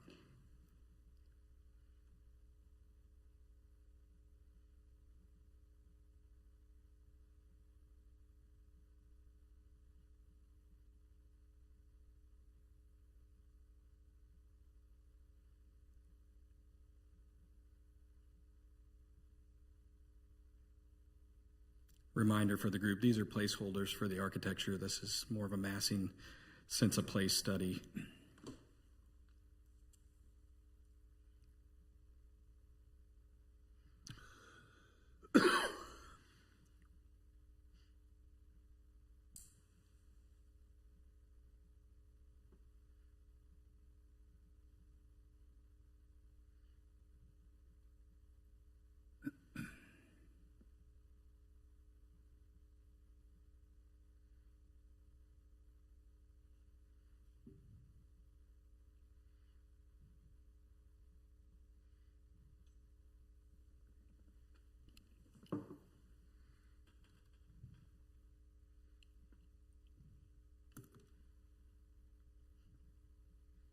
Okay, so from a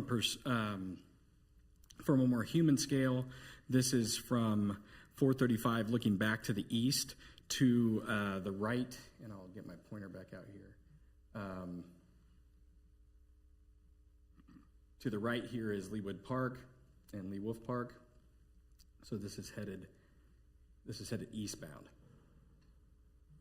This is the view headed southbound, coming from the intersection there at State Line and getting on to 435.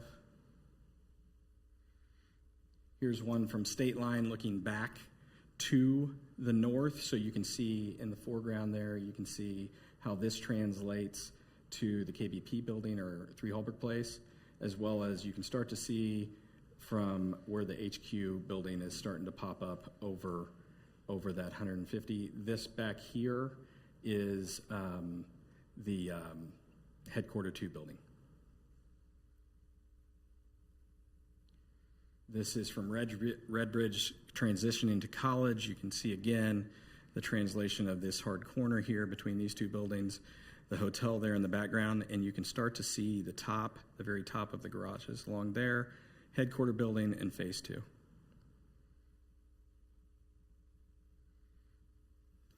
This is a shot looking up College back to the east. So you can see coming over the trees, you can see Phase 1.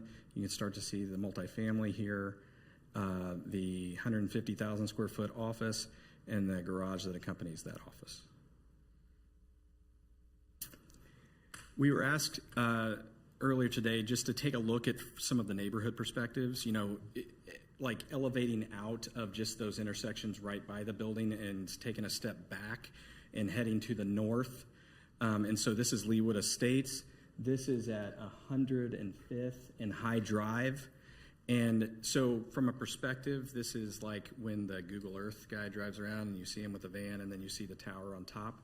That's the eye of which you're seeing because we're using that Google Earth image. And you can start to see over here a portion of the HQ there. This is from the high point at Holbrook. This is a view looking back to the northeast from Brookwood and Canterbury Street. And we believe this to be the highest point in Holbrook. And so you can start to see right there in that area, just below the tree line, where the tallest HQ building would be. This is a view, and we wanted to take this shot from the east looking straight due west across State Line to represent, again, not focused on the architecture of the garages, but more so the height of where those garages would be. So this would be the garage here for the 150,000 square foot office. And this would be the garage over here for the hotel. So what you have working is the grade, you have the delta between what has gone underground and what's popping above ground. And so I like this shot because I hope that you agree that that's not way above State Line, setting really proud above State Line. I think one of the pictures that we were looking at in Julie's presentation was showing A-loft. And Corbin mentioned, when you look at those trees for how long they've been there, that represents kind of that tree growth and what will happen along state lines. So I do hear you that we will take great care in that addressing not only the architectural side of those garages, but also the landscape portion of what needs to be there. Okay, traffic. We've talked a little bit about traffic. We probably haven't answered all of your questions. We're going to do our best this evening because we know how sensitive it is to these type developments. And so you heard mention from David that we've met with MoDOT, we've met with KCMO, we've met with all of the folks along the east side of the property, along east side of state line. We've certainly worked with the city of Leawood and KDOT, as well as Olson, the city's third-party plan review or traffic study reviewer. So I want you to understand the level of care that we at Van Trust put into this, because we want to be able to answer your questions clearly and concisely when it comes to these kind of developments. So with that, I'm going to let Judd Clausen with Phelps Engineering walk you through the impacts that are going to be made off-site, the improvements, and then also the traffic movements within the development. Thank you, Judd. Welcome back, Mr. Clausen. If you could state your name and your business address for our record, we would be grateful. Thank you, Mayor, members of the governing body. Judd Clausen, C-L-A-U-S-S-E-N, with Phelps Engineering, 1270 North Winchester, Olathe, Kansas. Justin, thanks for the intro. Also, Janelle Clayton with Merge Midwest Engineers was our traffic engineer. Janelle and I and Doug worked together to try to work through the traffic and the roadway configurations that were going to be needed on this. And then just to kind of summarize, we had also a lot of engineers looking at this, not only our team, but the city's professional staff, the city's consultant, as well as engineers from KCMO, MoDOT, and KDOT as well. So much like stormwater, a lot of eyes on this, because we want a successful traffic operation as well, and we've got to consider that as part of the development. So I'm going to point to the intersections here that were primarily of study. Up at the top of the page at the north end of the site is I-435 eastbound exit ramp at State Line Road there. With phase one, there'll be a lengthening of the right turn. There's a eastbound right turn that turns south on State Line right there. There'll be a lengthening of that ramp. And then with phase two, we'll come along and actually do a second right turn lane on that eastbound ramp there. So there'll be two rights for the traffic to come into the site from 435. Next, moving to the south, where the cursor is pointing right now, is what we call Site Drive A. At Site Drive A, that's the drive that's right across from the Andes restaurant, ice cream there. That'll be a restricted left outs for us. So it'll be 3/4 access for our site. So basically it'll allow the right turns in, and there'll be a new southbound right turn lane that gets built on State Line Road, as well as a new northbound left turn lane, so we can get traffic from the south that's heading north on State Line into that driveway. And our outbounds will be right only, so they'll come out of the site at Drive A, take a right, and go south. That's important because when we get to Site Drive B, which is the next drive south, that aligns with that 108th Street, where there was previously a signal that was removed 10 years ago or so because there just wasn't enough traffic need for it. That'll be where we have a full access intersection again. That'll have a brand new signal put in at that location. There'll be a new southbound right turn lane there. There'll be a new northbound left turn lane there. And then there'll be traffic lanes that are added as part of our Drive A inbound and outbound lanes. There'll be dual lefts there, as well as a through and a right added to that location. So some pretty significant improvements at that intersection. As we move further south, we get to Site Drive C. much like Drive A, that'll be a 3/4 intersection as well. Right now, it's full. So we're going to restrict lefts out, both from our side as well as the Park South apartments. So basically, to come out of the apartments, you take a right and you go north, and you can come back up to Drive B right here, which what's important about Drive B with that signal is you'll be able to do a U-turn movement there in both directions. So you can go south from Drive A down to B, do a legal U-turn and go back to the north, or you can come from the south and do a U-turn movement or a left into the site at that location. And then at Drive C, we'll also have a southbound right into the parking garage and in that hotel garage area there around Drive C and the future South Office building. There's also some additional work along College Boulevard here with some lengthening of some turn lanes, a new eastbound right. There'll be a new, there is a signal at that location right now, but it's basically the two legs on College and the leg to the south that goes into the South Hallbrook office complex. With our new leg to the north, we'll have to add that signal pole and mast arm and such for the north part of that intersection, and then optimize all of our signal timings to be able to work with the other signals along State Line and College in that location. So as you can see, there's quite a bit of traffic improvements that are being made to both College and State Line to be able to accommodate this. Again, a lot of eyes from a traffic engineer's world to accommodate that. That's high level, what we're doing on the site. We would anticipate that these improvements that we showed you on State Line and College Boulevard get made with the first phase. There are some improvements that'll be up on the KDOT eastbound right with that second right turn lane. It'll be part of phase 2, and we're committed to doing those as part of the project. So with that, I'm going to turn it back over to Justin. If there's further traffic comments, why I'm available, as well as our expert traffic engineer, Janelle. Thank you, Mr. Clausen. Mr. Duff.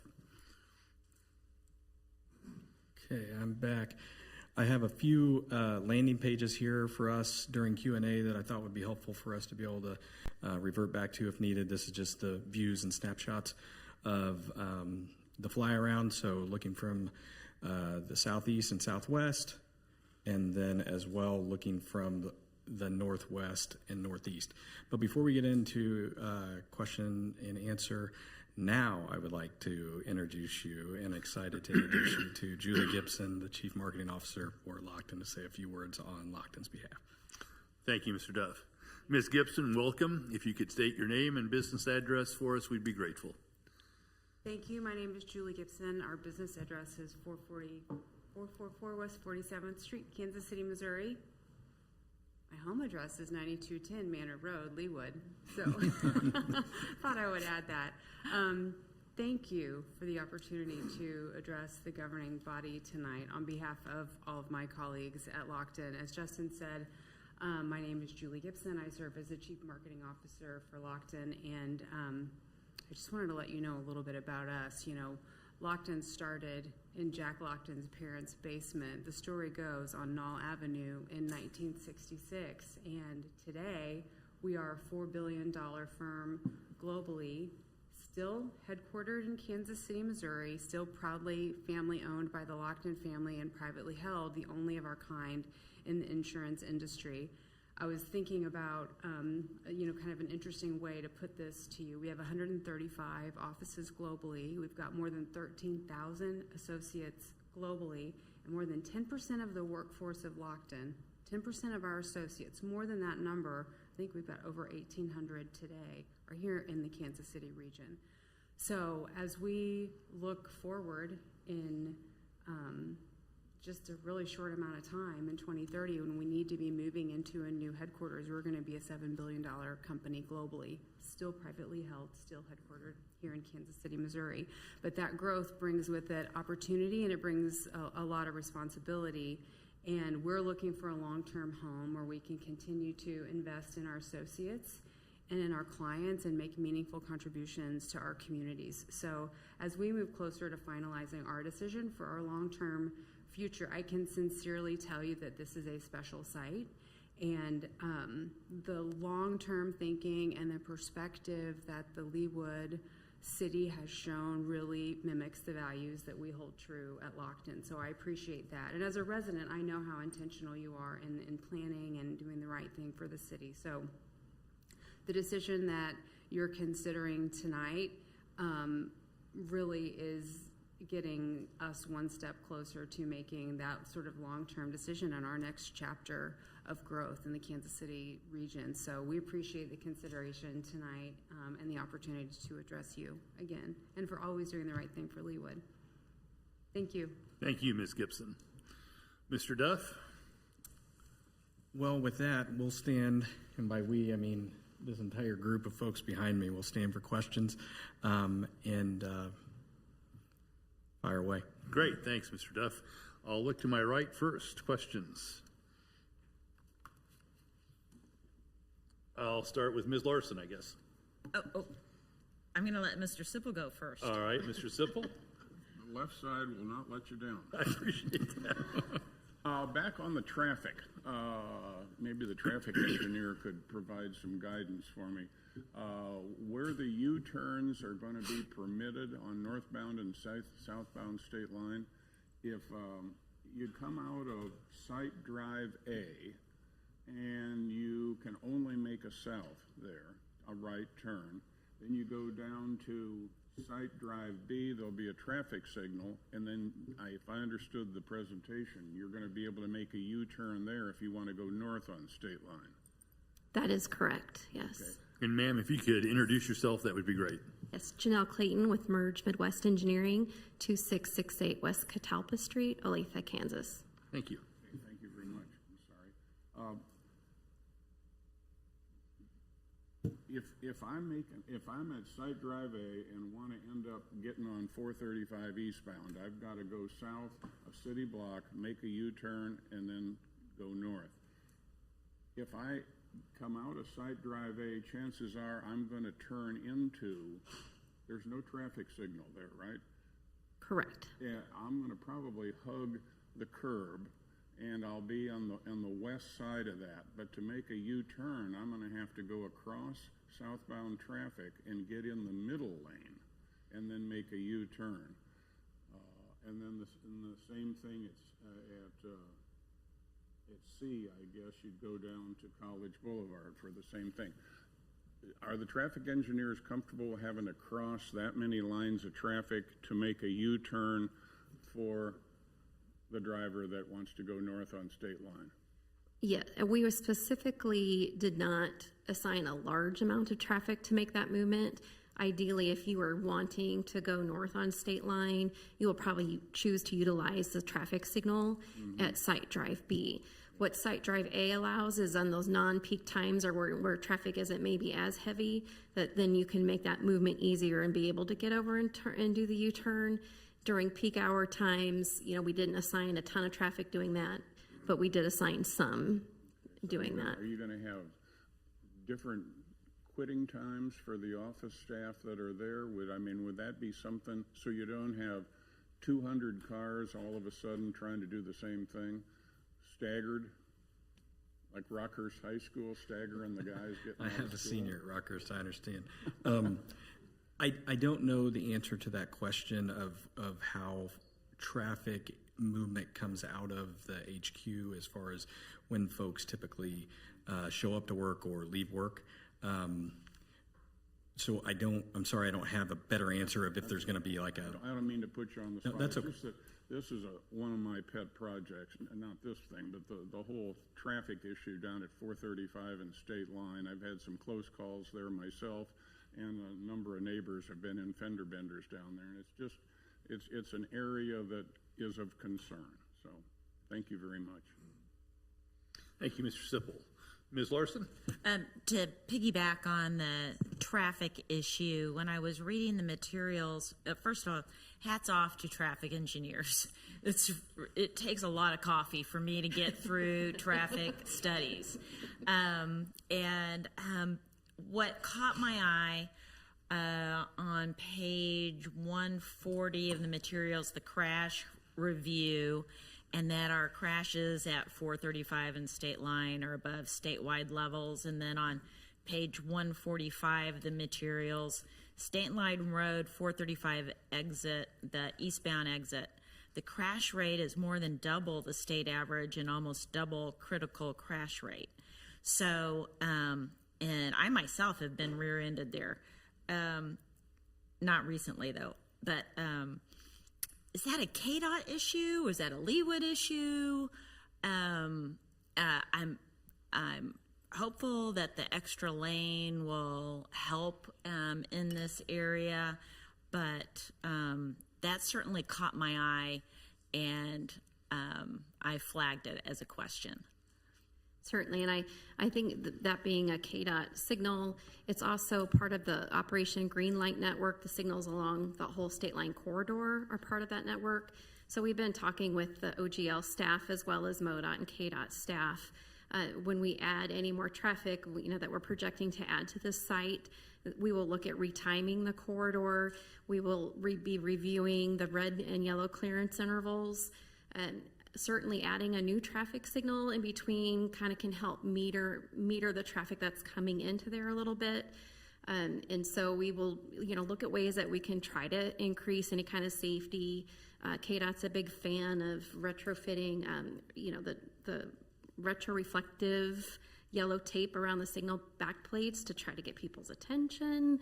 The crash patterns that we're seeing are mostly traffic signal related. More than 3/4 of them are either rear ends or right angles that are due typically to the traffic signals being there. So we will do what we can to improve, the safety with the improvements that we're making along the corridor, and retiming those traffic signals and optimizing things as best we can along there. Thank you. I appreciate that. Thank you, Ms. Larson. Mr. Sunkel. Yes, I would just like to explore the internal traffic in the site. If someone were picking up a child at child care and then did want to go through Site Drive B because they wanted to go north on State Line, what would that look like? Would you have to come down to this tract C and go across? Or are you following my question? You're up here at child care F, and you don't want to go out A to get to B. How would you do that? Or would it be just easier to come down to D and go out on College? Yeah, so Judd, smack me if I'm wrong. So if you're dropping off here at childcare, and I'm sorry you can't see my finger. It's coming. Childcare there, you're going to come back out here, and you could make this movement back up and around out to the signal, or come out here and make your way to the signal. Okay. So those will be big enough drives that it will, yeah. Okay. Yes. Thank you. Thank you, Mr. Sunkel. Ms. Harrison. Thank you. I'm thinking back about 25 years ago to when the Sprint campus opened, the biggest thing we'd ever seen in the region, if you remember. This is the biggest of its kind that Leawood has ever considered. So that parallel is going in my mind. And the peak traffic times, I'm hoping maybe somebody at Lockton can address this, because I'm trying to envision the folks who are choosing to live in these apartments or condos in the middle of this very big, beautiful development, and they want to go to work or come home from work, and everybody at Lockton works, 8 to 5. Is there going to be staggered hours for all these folks that are coming into Lockton? Is it an 8 to 5 world, or do you have a 7 to 3 and an 8 to 5 and a 9 to 6? Or can anybody at Lockton address that? I don't know. I was just talking to Janelle. I don't think our traffic study would require that level of detailed exiting and entering to the headquarters. I don't think that we believe that amount of movement is going to reduce the traffic flow in that way per the report, but I'll let Janelle expand. Yeah, so how we estimate our traffic is through a national standard manual called the Trip Generation Manual. It's published by the Institute of Transportation Engineers, and they have a specific land use for a headquarters building. So they conduct sites at these kind of same types of headquarters developments throughout the country, and then they base their trips based on what they're doing. And so, your typical AM peak hours or commuter peak hours and PM as well. And so the data that we have generated would fall in line with these national headquarters buildings across the country, sites that are similar in nature. And so I can't speak to Lockton's scheduling, but I do think it provides a conservative estimate that we're kind of loading everybody into those peak hours. And if Lockton did shift from a traditional work schedule, the 8 to 5, that would spread out traffic more than what we have assumed. And so it would be less of an impact, would be my estimate based on my experience. Do you look at the corridor and what else is right along here? I'm thinking of a K through 12 school that's just a couple of 100 yards south on State Line that had to go to a great expense to add a traffic signal about 10 years ago because traffic was backed up on State Line for. So is that sort of region, that sort of section of State Line, is that factored in? We did analyze from the college intersection with State Line north through there. So the traffic, we did get existing counts while school was in session. And so we did account for the existing traffic along State Line. Okay. We wouldn't have done like an after-school peak from like the 3 o'clock to 4 o'clock hour. However, that would not coincide with our development peak hours. The morning's the scary part. Okay, thank you. And to expand, Cord made a good point for me. To expand on how Lockton operates a little bit, it's a professional office. There's varying degree of folks coming in. There's travel. It's not don't think like call center where there's 2 or 3 shifts. It's just more of a professional nature where folks may stagger just by when they come in because there's not a locked set of time. Yeah, hope that's thank helpful. you. Ms. Guyette. Thank you. Is some of the idea that with the multifamily on the site that some of the employees may choose to live on site, therefore perhaps reducing the amount of traffic into and out of the headquarters and decreasing the need for all that traffic coming in and out? They may choose to walk to work. As the individual or team responsible for leasing that up, they will be my first call. No, I hope I hope that there are some consideration to living on the site, but TBD. And I will add that the traffic study part of our trip generation process accounts for what we call internal capture. Right. So we do a little bit of a reduction for those types of. So that was taken into uses. account during this traffic study. Okay. Other questions for the applicant? Ms. Guyette. Thank you. I believe I read that we have no proposed time for phase 2. Is that right? We just don't know when or if that will come for this project. We're hopeful it will come. We don't know when, and it's hard to estimate just with the substantial growth that the tenant has gone through. We don't. It's that crystal ball is a little foggy on when that will happen. I can speak a little bit to the additional multifamily. That will be market driven, and it will be determined based on our lease up for phase 1. So I would expect that once we lease that up, or we feel very comfortable that that's on a really good growth pattern, that will be something that we'd be intentional about bringing forward. And the same with the 150,000 square foot office. We would certainly market that to folks to be able to do build-to-suits or multi-tenant there, but that's more of a market-driven demand. Great. What is your anticipated lease-up time for your multifamily? We typically look at it over a 18-month to 2-year, depending on the number of units. This could have been in our material too, and I don't recall it. Can you tell me a little bit about the unit mix that you're expecting in your multifamily? Yeah, it'll be predominantly 2-bedroom. There'll be some 1-bedrooms. There's a handful of 3-bedrooms as well. From experience at the Kessler at Meadowbrook, I think we had 13 units of 3-bedrooms there. I think currently we've got a pretty, I'll guess on the number, but 7 to 10 deep on that wait list. 3-bedroom is very rare. What's that? 3-bedrooms? Three-bedroom is very rare. And I think we may see some of the same activity from folks downsizing around the area that want to stay and live in the area. but still need that extra space. We know that hotel option being there, we know that recipe works because of the downsizing that we saw at Meadowbrook and the comfort that folks had in having a hotel right there on site for their children or guests to come in, that they didn't need as much space.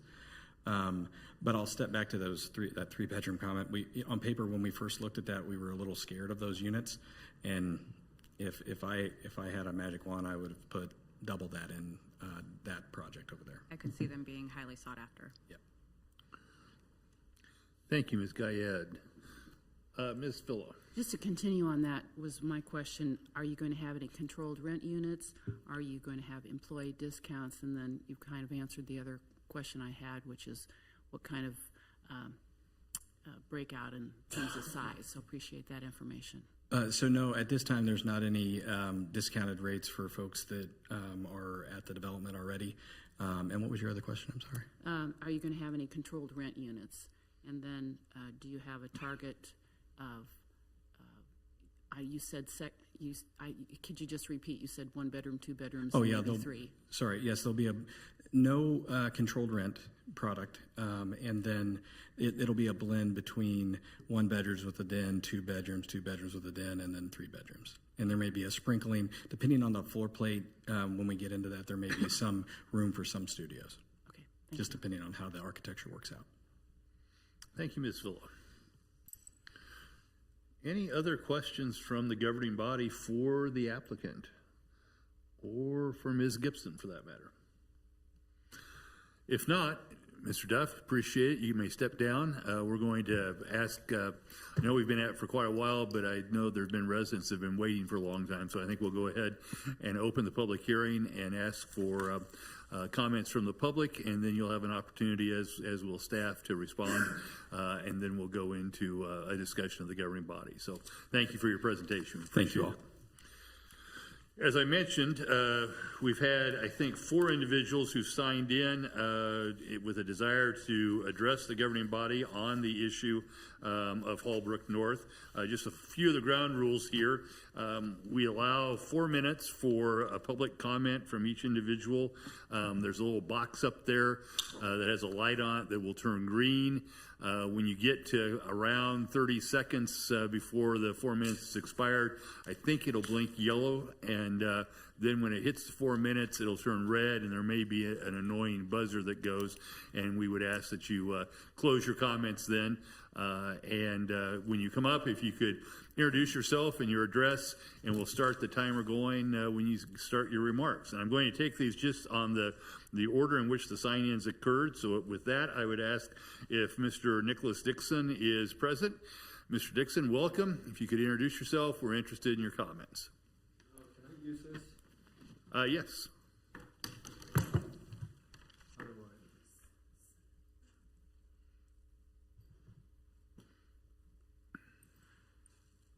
Okay, Nicholas Dixon, 10516 Meadow Lane, Leawood.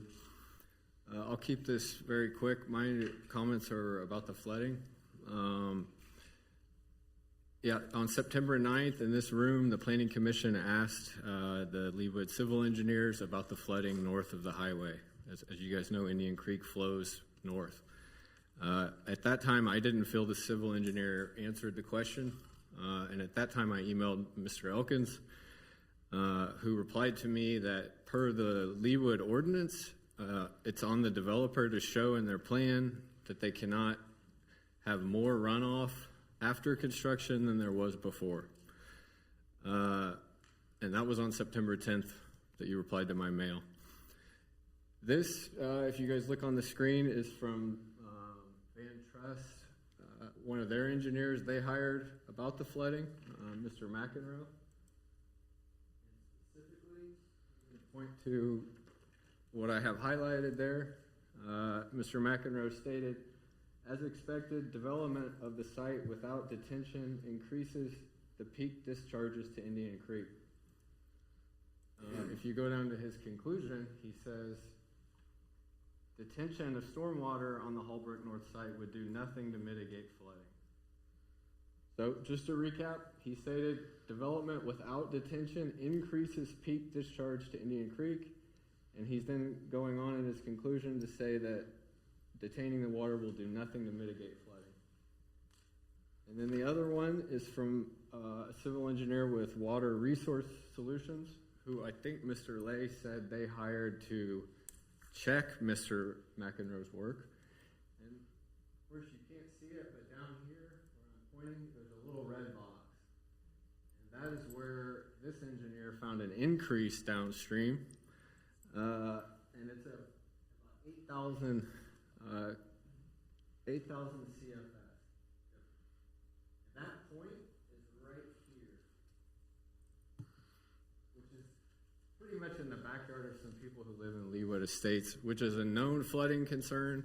And there's notes in the city agendas back to 2023 that you guys seem to be aware of that flooding. So that's all I have to say. Just based on the Leawood ordinance, if you can't increase the water runoff, their own engineer is stating that that's what you're going to do. And all this talk about the basins, the reason why one of you is confused about the basins is that there's conflicting information from all these sources. You see it right here. These are the facts, and that's all I have to say. Thank you, Mr. Dixon. We appreciate your comments. Next, and I will apologize, I believe it's Albert Ray. Did I get that right? Welcome, Mr. Ray. I am Albert Ray. I'm at 10525 Cherokee, so I'm in Leawood Estates as well. And my question is really is about the flooding as well. I've only been in the neighborhood about almost 3 years. It'll be 3 years in January, but we've noticed considerable flooding on that north side of the highway. So I guess I'm kind of building on some. Now I have not seen the calculation that the gentleman just presented before us, but I think my question for this group was also, are the planners that are dealing with the flood studies for the North Hallbrook in coordination with the two that are upstream of them, and just making sure that that's together, because we are already noticing some considerable flooding in our yards. That is coming up very, very close to our houses. So that would be my question. We did notice the stormwater meetings had been canceled, like quite a few have been canceled over the last 6 months. So I don't know if that is where people like myself need to start our input with the stormwater staff, or if we should start through our council people, or how we start that process. So that's my only comment or observation I have right now. Thank you, Mr. Ray. I'll answer part of it, and we'll ask the experts from the city and from the developer to maybe address the questions both that Mr. Dixon and you raised. I think the answer to the question is, to the extent you have concerns, probably your best first stop is with the Public Works Department. And they then help fill out the agenda for the Stormwater Management Committee. So as you have concerns that come up, Mr. Lay's department is probably the first place to start, and it will fairly quickly get you to the Stormwater Management Committee. Okay. So. And I know some of our neighbors have started that process, so I will definitely merge into some of those efforts that are going already. So. Great. Thank you for your comments. And when we conclude the public hearing, we'll ask the applicant's experts to come up and address the questions that you raise. Thank you. Next, and again, I'll apologize in advance for mispronunciation here, but I believe I have Sharon Jankowski on my list. Did I come anywhere near close to correct? Great. Welcome. Thank you for being here tonight, and if you could introduce yourself and your address, we're interested in your comments. Yes, and I hope you can hear me. My voice is froggy tonight. My name is Sharon Jankowski. I live in Hallbrook, 2716 West 112th Street. I am here mostly because I just learned of this week. I had no idea that such a project was taking place so close to my home. I will be able to sit on my deck and look at the hotel. I will have traffic. I will have noise. I will have a lot of situations. I live on the backside of Hallbrook. My husband and I live on the 16th green, and we will see this development from our deck. My main question is, since I just learned about it this week, and granted we've been out of town some, how and what has been the effort to bring the neighbors, Holbrook, all around, even in Missouri, to be a part of this. I definitely am impressed with progress, but I'm not happy that it's going to affect my home. But by the same token, I don't know that many people, my neighbors especially, know a lot about this. Is there anything you can do to further that possibility? I think it would be important to have some support. And obviously the noise, the lights, the traffic, all those things will affect everybody in the Holbrook development. Holbrook is one of the, I don't want to say crown jewels, but it's been referred to as that for the city of Leawood because of the Hall family. And I am impressed that the Hall family gave permission for this. So I'm not here to dispute what's going on, and I'm also in favor of progress, as I said. But it is huge, and it is going to affect all of the neighborhoods in that area. And the reason I know this is, I mean, I've been in Holbrook for 25 years, we've lived there. But before that, we moved to Leawood in the late 70s. And believe it or not, the Leawood Drive-In project took place then. And if you remember, that was sort of a controversial issue. Should we bring this big grocery store development in? It was the biggest thing in Leawood at the time. And for 10 years, it was fabulous. It was wonderful. Everybody in the neighborhood loved going there. I invite you to please drive by that address right now where the Hy-Vee development was. And it is, of course, deserted and empty. And that was probably within 15 years of the development. This is monumental. This is totally different. And I in no way want to disparage the magnitude and the profitability of this venture. I'm just asking to please use some caution and to please involve the neighbors. Maybe it's just me that and my husband that didn't know about it, but we found out this week, and it was a shock. But I do wish well to all involved, and that's really all I have. Thank you, Ms. Jankowski. Well, we appreciate your comments and your perspective, and when we close the public hearing, I'll ask Ms. Hurley maybe to come forward and talk a little bit about the Interact process and what did happen as part of this process to kind of help bring you up to speed there. So thank you for your comments. And next on my list, I think I have, and I know you've been here before, and I'll mispronounce your name again, but David Whittemire? Whittemire. Okay, David I'm getting Whittemire, closer. 4804 West 148th Street. Yes, sir, your comments. Go ahead. No, I was inviting you just to start. Three quick comments that I would make. I did try to study this today, or in this last week, since I had the PDFs and so forth to go through.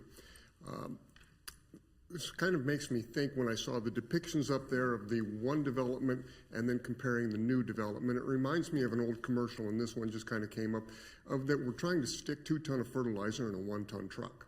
Now, I'm certainly not anti-growth or anything like that, but it does seem like that's going to really make that very dense over there. I promise you that if that goes up, I will avoid that area like the plague. Number 2. There are so many deviations within this project. I'm sure that the zoning department and whoever makes the regulations and has done a fine job of building Leawood. Why do we have to make so many deviations to make this whole program work? And then finally, I'm very concerned about the TIF. I find it very difficult to see public monies going to fund this, especially with the recent increases again in property taxes. So with that, I thank you for your time, and I'm sure you'll make a great decision. Thank you. Appreciate your comments. Is there anyone else in the audience who wishes to be heard who did not sign in? I'll start on this side back here. Yes, sir. Please step forward and introduce yourself. We're interested in your comments.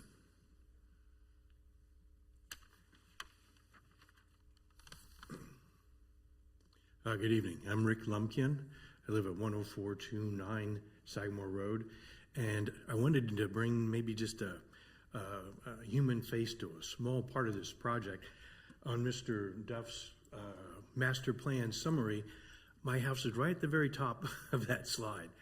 I live just north of 435 where the creek joins it. So we're kind of quite concerned with the stormwater. When we have a berm in the back of the house, there's a pipe that comes through the berm that gets all the neighborhood water and channels it out to the creek. On the other end of that pipe, when it meets the creek, is a door. When that creek rises just a few feet, that door closes, all the neighborhood water goes in my backyard and a few other residents here, and it floods. I know it's like supposed to be a 100-year storm. We're getting those very frequently. The backyard is flooded almost annually now.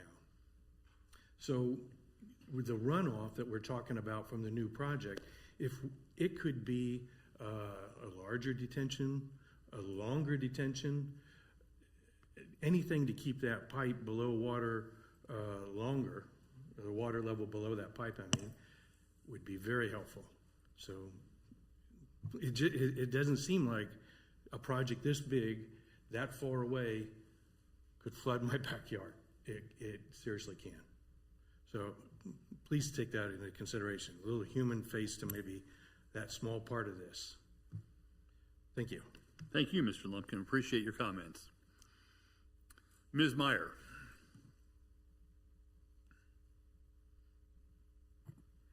Good evening, Mayor Elkins and members of the governing body. I am Stephanie Meyer, President and CEO of the Leawood Chamber of Commerce and Economic Development Council, and I'm here on behalf of our business community to voice our very strong support of the Holmbrook North project.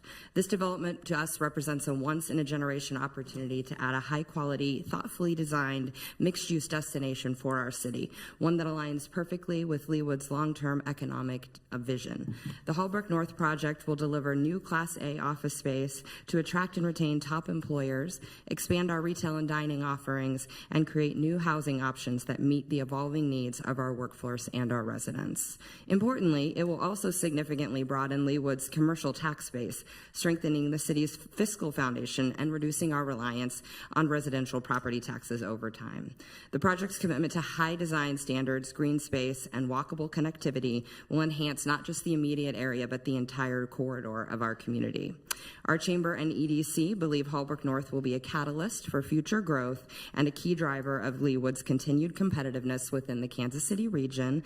We're excited about all of the opportunities it will create for our businesses, residents, and visitors alike, and we urge your support to allow this transformational project to move forward. With that, I want to thank you again for your leadership and consideration on this project. Thank you. Thank you, Ms. Meyer. We appreciate your comments. Is there anyone else in the audience who wishes to be heard? Yes, sir. Welcome to the governing body, and we appreciate your sitting there as long as you have. So, thank you very much for being so courteous. My name is Keith Petit. I'm a resident here at Leawood about 5 years now, 10528 Cherokee Lane. Is it possible to place my phone here and display this? I think so. What I'm about to show you is a video that was sent to Mr. Philip Wilson on July 1st of 2024. He's either a city engineer or works for the Public Works Department. He entertained my conversation. He came out to my home. After showing him this video, he gave me his personal cell phone number, possibly a business cell phone. He said, please send me that video. I want to see that. I sent it to him. He was very intrigued. This is in reference to the flooding that was discussed earlier, the tubes that come under 435 to the north side from the state park or from the city park. I believe that there's 3 of them from Lee traveling west. Okay, so I'm therefore the second cul-de-sac. My home is at the end of the cul-de-sac. My backyard is 435. Look carefully, right here in the center of the photo, what you're going to see is your water runoff from the creek coming to the north side of 435 in my backyard. The short video was rather large, but you can see it bubbling up there.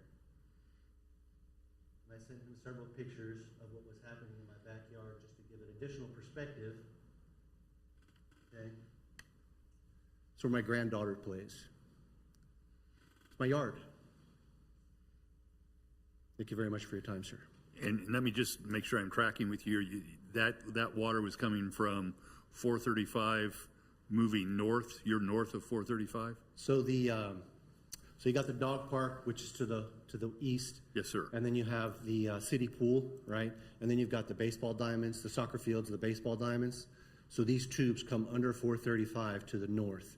And whenever the river backs up and it floods those fields, it floods the soccer field, the baseball diamonds, the entire walking park, that whole area adjacent to the water treatment, all that water floods to the north. And it comes through all three regions. So you have water coming down from 105th, traveling down each road. Sagamore, you've got, gosh, I can't remember the third one. My cul-de-sac is Cherokee. There's one before me on that same area just west of Lee, right before Mission, okay? You have water coming down the hill into each cul-de-sac, and then you have water coming from the creek into our backyards, and that's what it looks like. That was July 1st of 2024. And your home is just to the north of 435 then? That's if I correct, understand. sir. Okay, Yes. thank you. Thank you very much. I clarification. appreciate it. Thank you.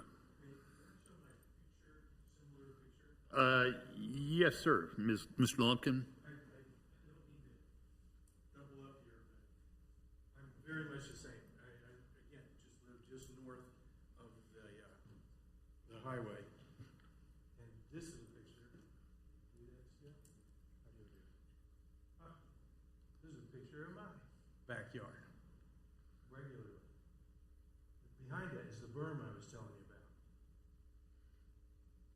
The water's collecting on this side of the berm when the pipe closes. The pipe closes whenever the water in the creek rises a couple feet. That's why this development could seriously hurt, what's going on the north side of the highway. Okay, thank you, Mr. Lumpkin. Appreciate that. I get to tell him how good. And if you could introduce yourself as well, please. My name is Lori Friedman. I think the other important point to note on that is that the water rises very quickly, and in that backyard, it rises to 5 feet. So we have, I'll do the same. I have a slightly different image. So this is a small dog I have. This is a small dog. But what you'll see next is, this is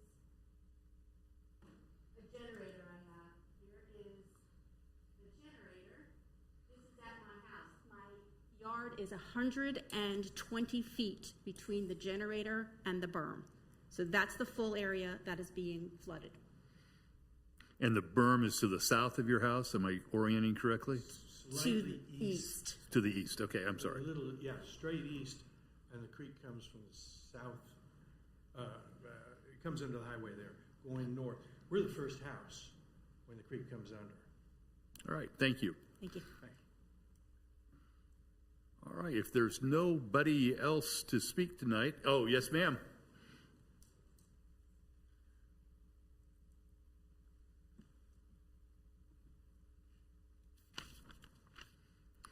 Welcome to the governing body, and if you could introduce yourself and your address, we'd be grateful. Thank you. I live at 10505 Sagamore Road, 2 houses west of Mr. Lumpkin, and my name is Dee Richter.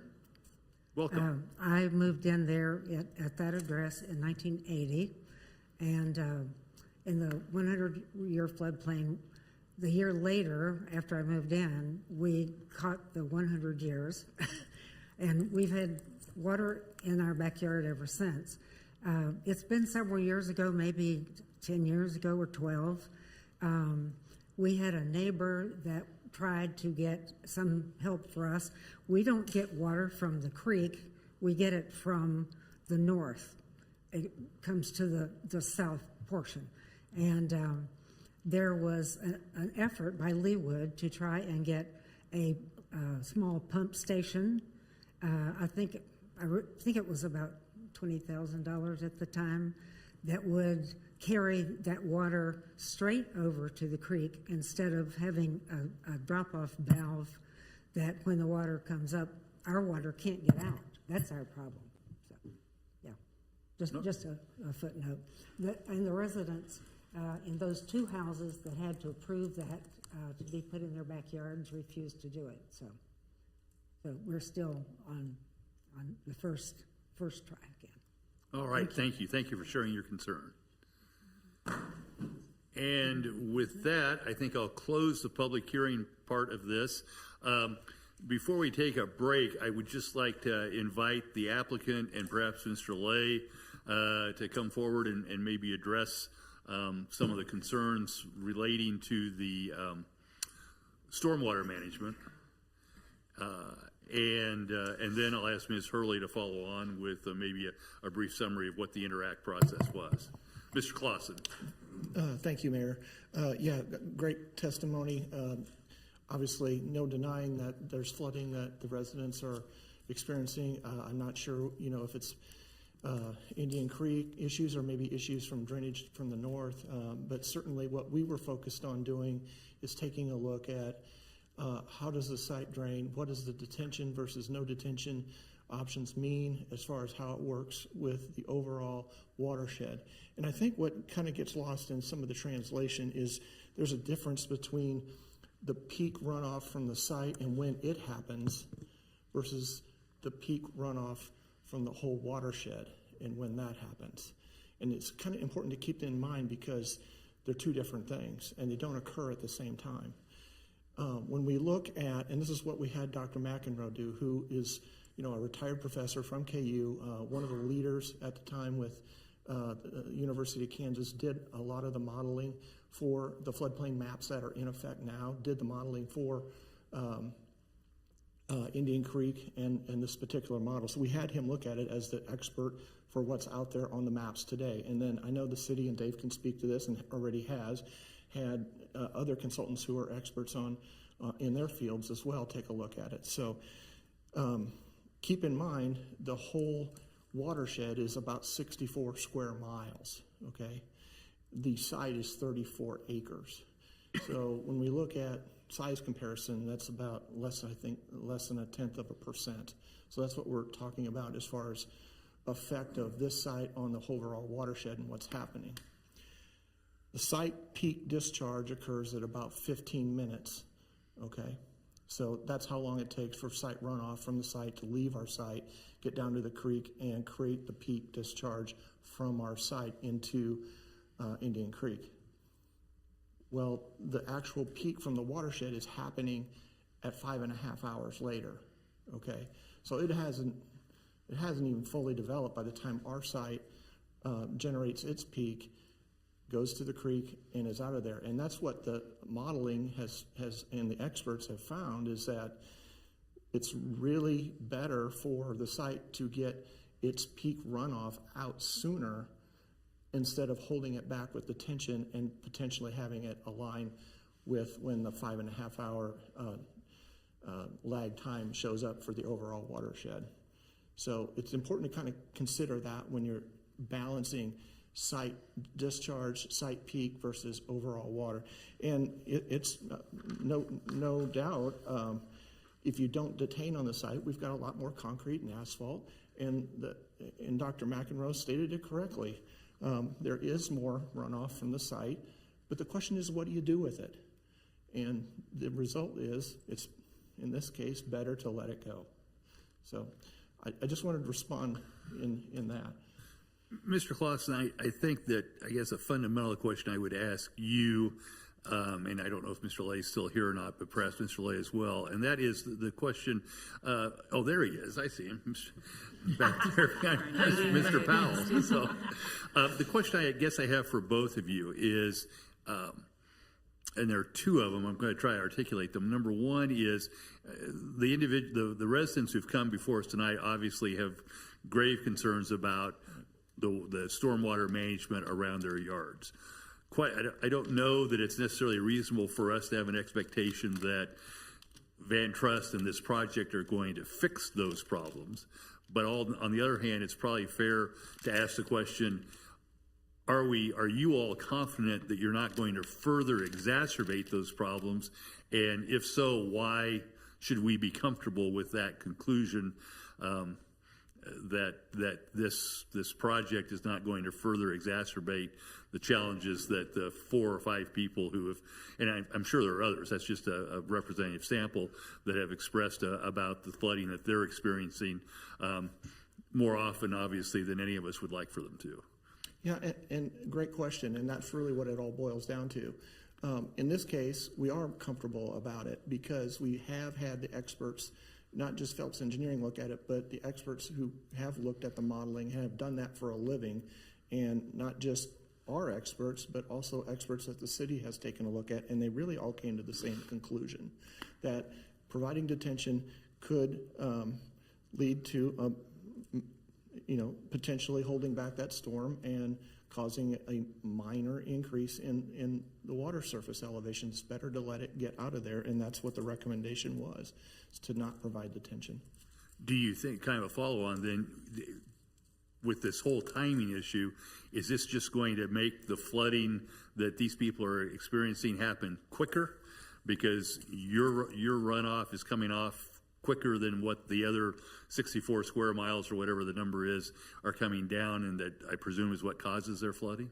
No, it's just the water from our site is a small, again, 1/10% or less in the overall watershed. So you're a lot less flow. So it happens and gets out of there, and it's not an increase in what the pictures you saw, because those pictures are based on that 5.5 hour lag time getting down there, and that's the peak that you're seeing happen, where our site drainage is actually out of there before then if we don't do detention. So, Mr. Lady, you want to add to the comments from Mr. Clausen? Yeah, I would just like to state that. So a couple of the residents that came up actually live west of Lee Boulevard on the north side of 435. So this development is actually quite a bit downstream. And the flood modeling they've shown does not increase the flood elevations there. They're correct. What's happening through that area, it's near, and this has been going on since we have pictures, I think it's from the mid-'80s, where the rear of these yards is a lake, and the kids are canoeing in the rear yards. And so this has been a long-term issue. We looked at it, and we had a SMAC project to actually redirect those culverts further downstream so the water wouldn't be backing up underneath 435 and flooding this area. Unfortunately, that cost of that project, I think it went up to about $12 million. Originally was estimated at $6 million, bumped up to $12 million. The city, or Public Works, is looking to hire Olson and Associates and also try to model this area with our 3D model to see if flap gates on that area would help reduce the water from backing. So it's going to reduce the water from backing up, but also just make sure that we're not creating more issues with ponding water on the north side, since that water will no longer be able to get out. So that's what I'd say about the people on the west side of Lee. Down on the east side, where we have the berm and the levee, but it's a not certified levee. So when you look at the floodplain map, it does go further west of there, but every time that I've been out there, the elevations on the upstream side of that levee is either between 2 to 4 feet below the Indian Creek. So it is doing a job, but unfortunately with the water on the backside, it does get trapped in there. Getting this water out earlier from Hallbrook North will help keep when that flap gate's shut, keep that down to how it currently functions and not make the situation worse. The concern is if we hold this water back and discharge it closer to that peak, then the longer that flap gate will stay shut. So bottom line is, you're telling us that we should be confident that this Hallbrook North is not going to further exacerbate the challenges that these residents are having. Yes, we feel that we have 3 of the best experts in this area most familiar with this watershed. We have Dr. McEnroe, who's been working with the county for over 20 years looking at floodplains. Water Resource Solutions, as I mentioned, they built 2 3D models of this area, and they've completed floodplain mapping, 2D modeling on their computer to get the volumes or the flow rates in here, and then also Olson Associates, who's currently working with the county to create new floodplain maps. And what every one of them said is, with not doing detention, you will not change the floodplain.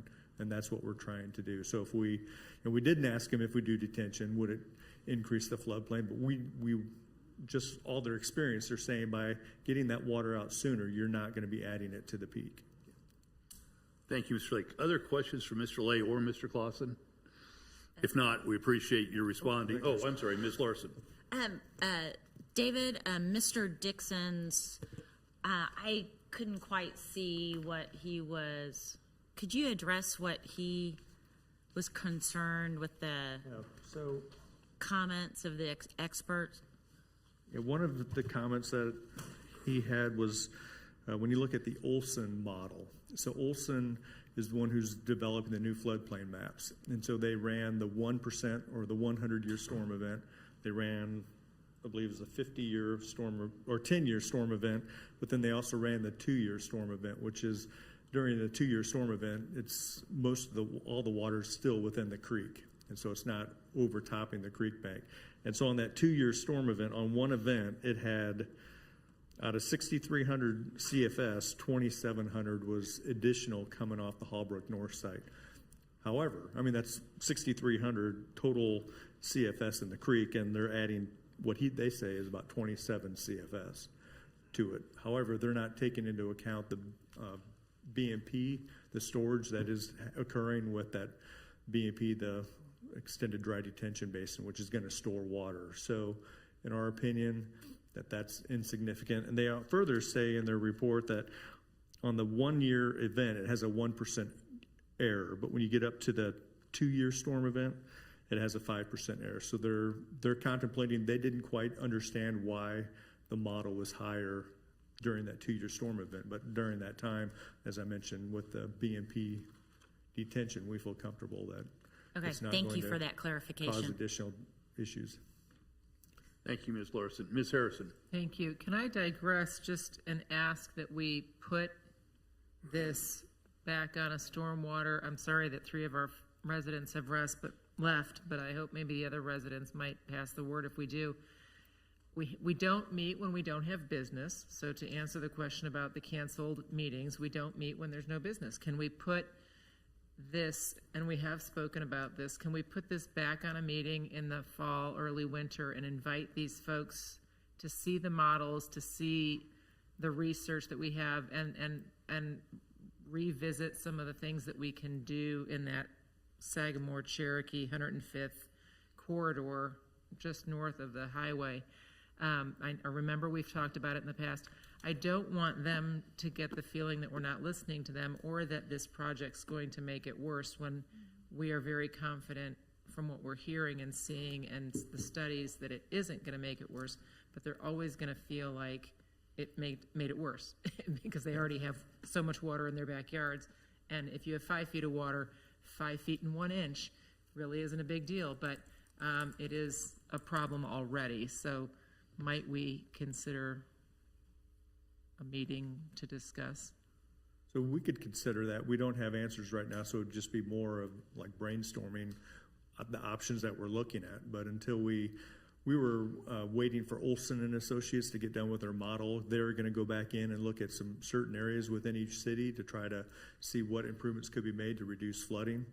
And so really until we get to that point of the study was when we were trying to hold off on having another public meeting with those residents. I mean, we can send a letter to them and just give them an update of where the construction costs went, why this project's no longer on the list, and then discuss or just also provide what the city's looking at doing in the near future. I do think that might be helpful communication. I just want them to feel good about this amazing project and make sure it's not perceived as a concern. Thanks. Thank you, Ms. Harrison. With that, I'm going to go ahead. We've been at it for about over, 3.5, I'm losing track of the time. It's 2.5 hours now. But we'll take a short break, reconvene at 9:45, and we'll take up the discussion of the proposal at that point in time. So with that, we will stand in recess for about 5 minutes. Thank you.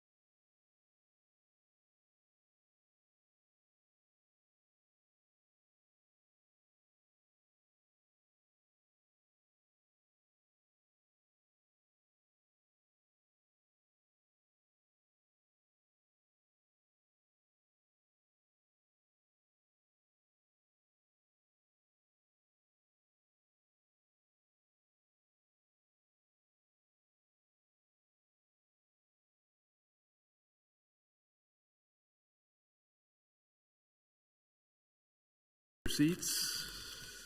I think we're still short Ms. Phila.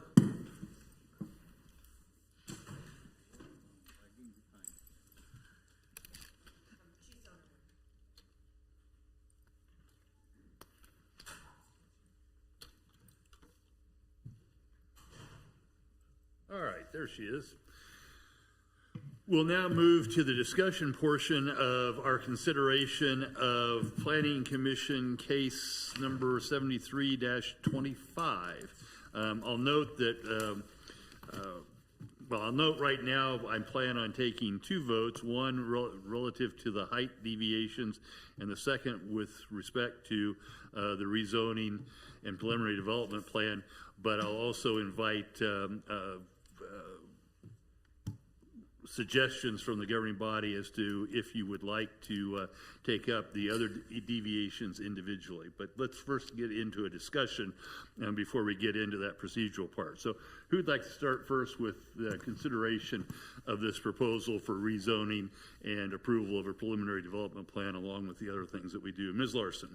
Mayor, I just wanted, before we start on that, address resident Mrs. Jankowski's comments about notice to the Hallbrook neighborhood.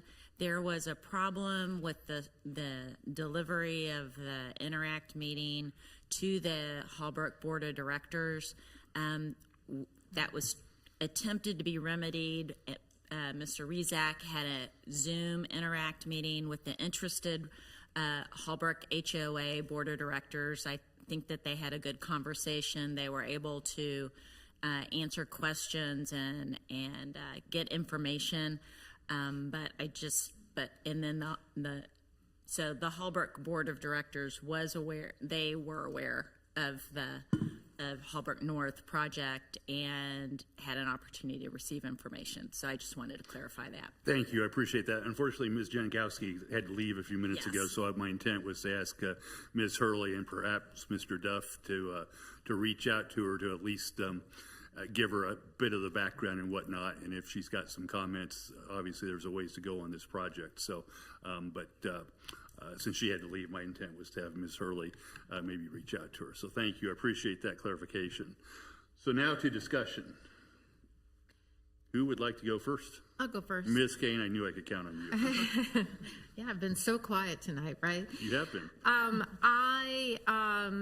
I had the pleasure of meeting with this group prior to this evening, and we were all invited, but I had the pleasure of seeing the flyover and hearing the information, and I said it then and I'll say it again for the sake of my colleagues. You've heard me say it many, many times before. We are so proud of our city, and we're so proud of our staff. And as we've said a million times, it didn't happen by accident. Leawood doesn't play checkers, it plays chess. And the whole Town Center Plaza area and what we've developed and how we've developed it took us from a sleepy little tiny bedroom community to what we are now.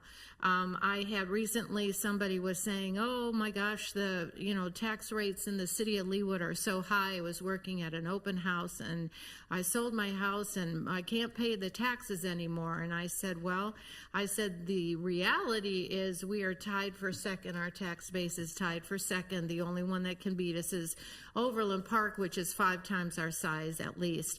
But I said, I hope you at least benefited from the increased, property values. And they said, oh yeah, we made a killing on selling the home. So the one thing, they do go together, but sometimes they're a little bit hard to take. But it is a misconception out there that just our beautiful city with all of our amenities, you're actually paying higher taxes. That is a flat out not a reality.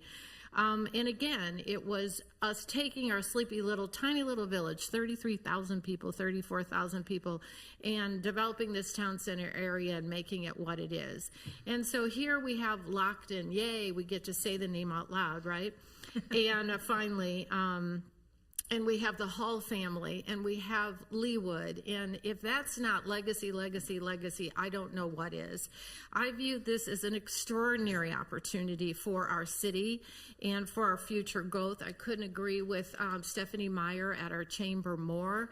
If you put together what you're about to build in our fair city and what we already have, it is just going to be a catalyst for amazing things throughout our city. And I thank you personally. I thank you for choosing Leawood. I'm thrilled that, again, the Hall family, too, was very deliberate in how they developed their land, who they sold it to, when they sold it to, and they were very deliberate as well. So yay for all those involved. I view this as very intentional, very vibrant.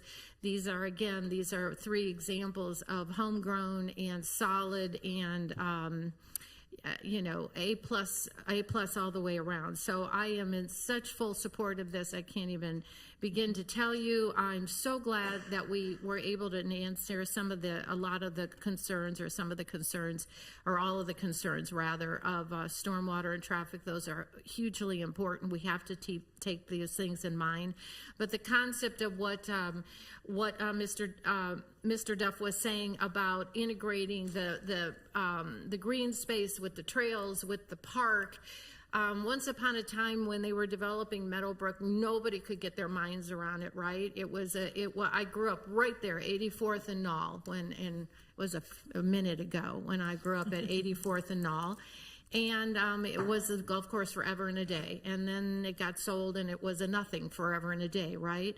And now look at it. If that is not an example of perfection, I don't know what is. So I, too, see that this will be another example of the, again, the partnership of Van Trust and the Van Tuyl family with the Lockton family, with the Hall family. I just think it's such a win-win-win. I can't wait for it to begin. Can't wait to see what ultimately it does for the city. And then the idea, too, if you listen carefully, which of course you did, you listened and you read carefully, everything really except for their own headquarters is open to the public. You can use the restaurants, you can use the hotel, you can use the trail. They want you to enter, that Mr. Duff said, they want you to enter, they want you to walk through it.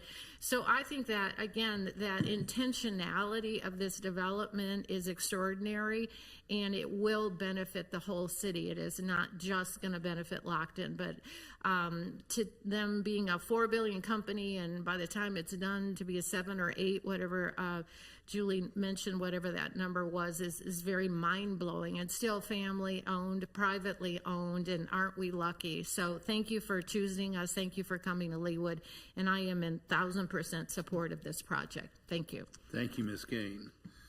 Other comments? Dr. Castor. Sure, I agree. There's a lot of great things to like about this project. I also like the trail connections and enhancing the public spaces in the city park.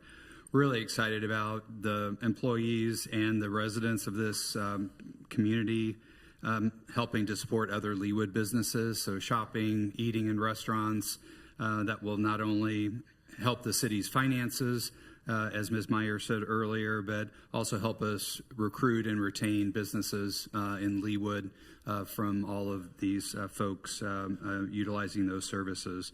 Really impressed with how well planned this community is, and again, really impressed with just the previous projects that Van Trust has done, and especially the Meadowbrook, and really excited to have a really high quality developer for this project. My only initial concern was the height of the buildings, and I appreciate you all at the last minute coming up with those pictures of how it would look in our residential areas around. And it's nice to know that there's going to be minimal visual impact for the existing residents. And so that was really important for me as far as just granting the deviance for the height for the buildings. But again, I think proximity to 435, you would expect those high of buildings. And so overall, I agree. It's a high quality project. I'm really excited for Lockton and the team to be in Leawood, and I highly support it. Thank you, Dr. Castor. Ms. Gayette. Thank you. I agree with many of the things my fellow council members have said. I think this is an incredible opportunity for the city of Leawood. I think this is the perfect place to put a headquartered building with its proximity to 435. And here in Leawood, we don't have a lot of opportunity to put high-density projects like this. And I really appreciate how the developer worked with the topography of the site to hide a lot of the parking garage. Really, it was very thoughtfully designed, and I think this is the great place to put something of such high density here in Leawood. Thank you. Other comments? Ms. Phillip. I think you had me when you said Meadowbrook Park, so I'm a big fan of that. And so if we have the same kind of quality as we saw there, I can't imagine we'll not be happy. Ms. Harrison. Thank you. I want to second Dr. Castor's comments about the renderings that you provided here at the last minute. I too had expressed concerns, and maybe they got back to you about the height. But if we're going to build anything this tall anywhere in Leawood, it belongs along 435, in my opinion. So we would not be having this conversation, obviously, if it was something that was proposed along 135th Street. I know there's concerns about the TIFs, and I know that 10 years ago when I came to sit on this governing body, I would have had a lot of concerns about TIFs, but I have come to learn in all of the things that I've watched come before us here and watched what happens in the rest of the county and the state, because we do pay attention to things outside of Leawood, believe it or not, that these kinds of projects just don't happen without some kind of incentive.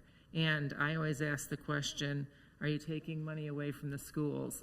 And when they tell me that they're not, I feel very good about the kinds of incentives that we're offering. So I used to think of it as a negative, but now I understand that these kinds of projects won't happen. They won't happen without them. They'll go somewhere else. They will go to another community that allows them. So I appreciate the Q&A that the staff put together for us, and I appreciate the incredible renderings, the video. It really was, you're right, 10,000 words. It was worth it, especially the second sweep when we got to see the second set of buildings pop up. It really helps those of us that are visual learners, so thank you. Thank you, Ms. Harrison. Mr. Sipple. I can't add much to what has already been said, but when I started to look at these renderings, and then especially with the renderings that showed in relation to the tree line, in relation to 435 and so forth, I said, this is something that we really have to have. I'm 100% in favor of this development, so I will vote yes. Anybody else? Ms. Larson. Sure. So much has already been expressed, so I'll keep mine short. I do feel like this is a transformational development for Leawood, and it's in my ward, so I have looked at it with an extra careful eye. I had some folks reach out with concerns about traffic, the building height, and stormwater. I've been very impressed with the professionalism that's been shown here this evening and through the materials, with multiple consultants giving feedback on the stormwater and on the traffic, and I'm comfortable with the heights, and I think that this will be a landmark entrance to Leawood, as Ms. Hurley put in her materials, and I support the project. Thank you. Mr. Sunkel, I think I have not heard from you yet. I guess since everyone else spoke, I should say yes, I concur with all of these, and specifically, since we are talking first about the height deviation,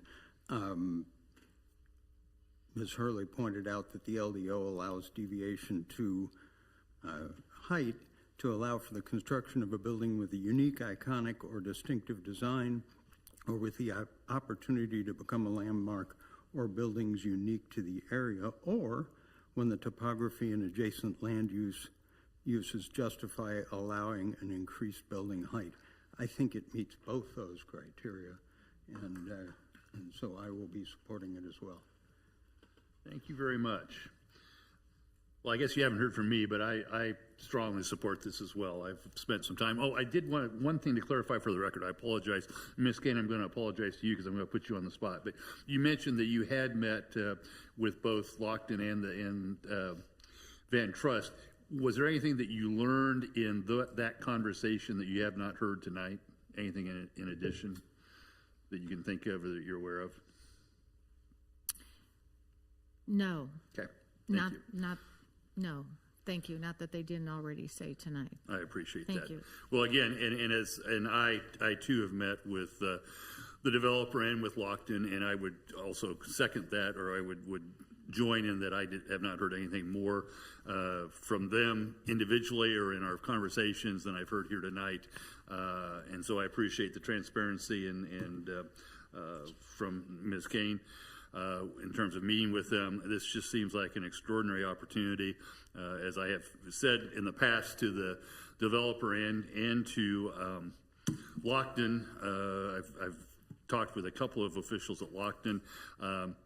We are excited about the prospect of Lockton possibly coming to Leawood. We would love a decision tonight. We know we're not going to get one tonight, but we're going to give you a decision tonight. We would love a decision at the earliest convenience.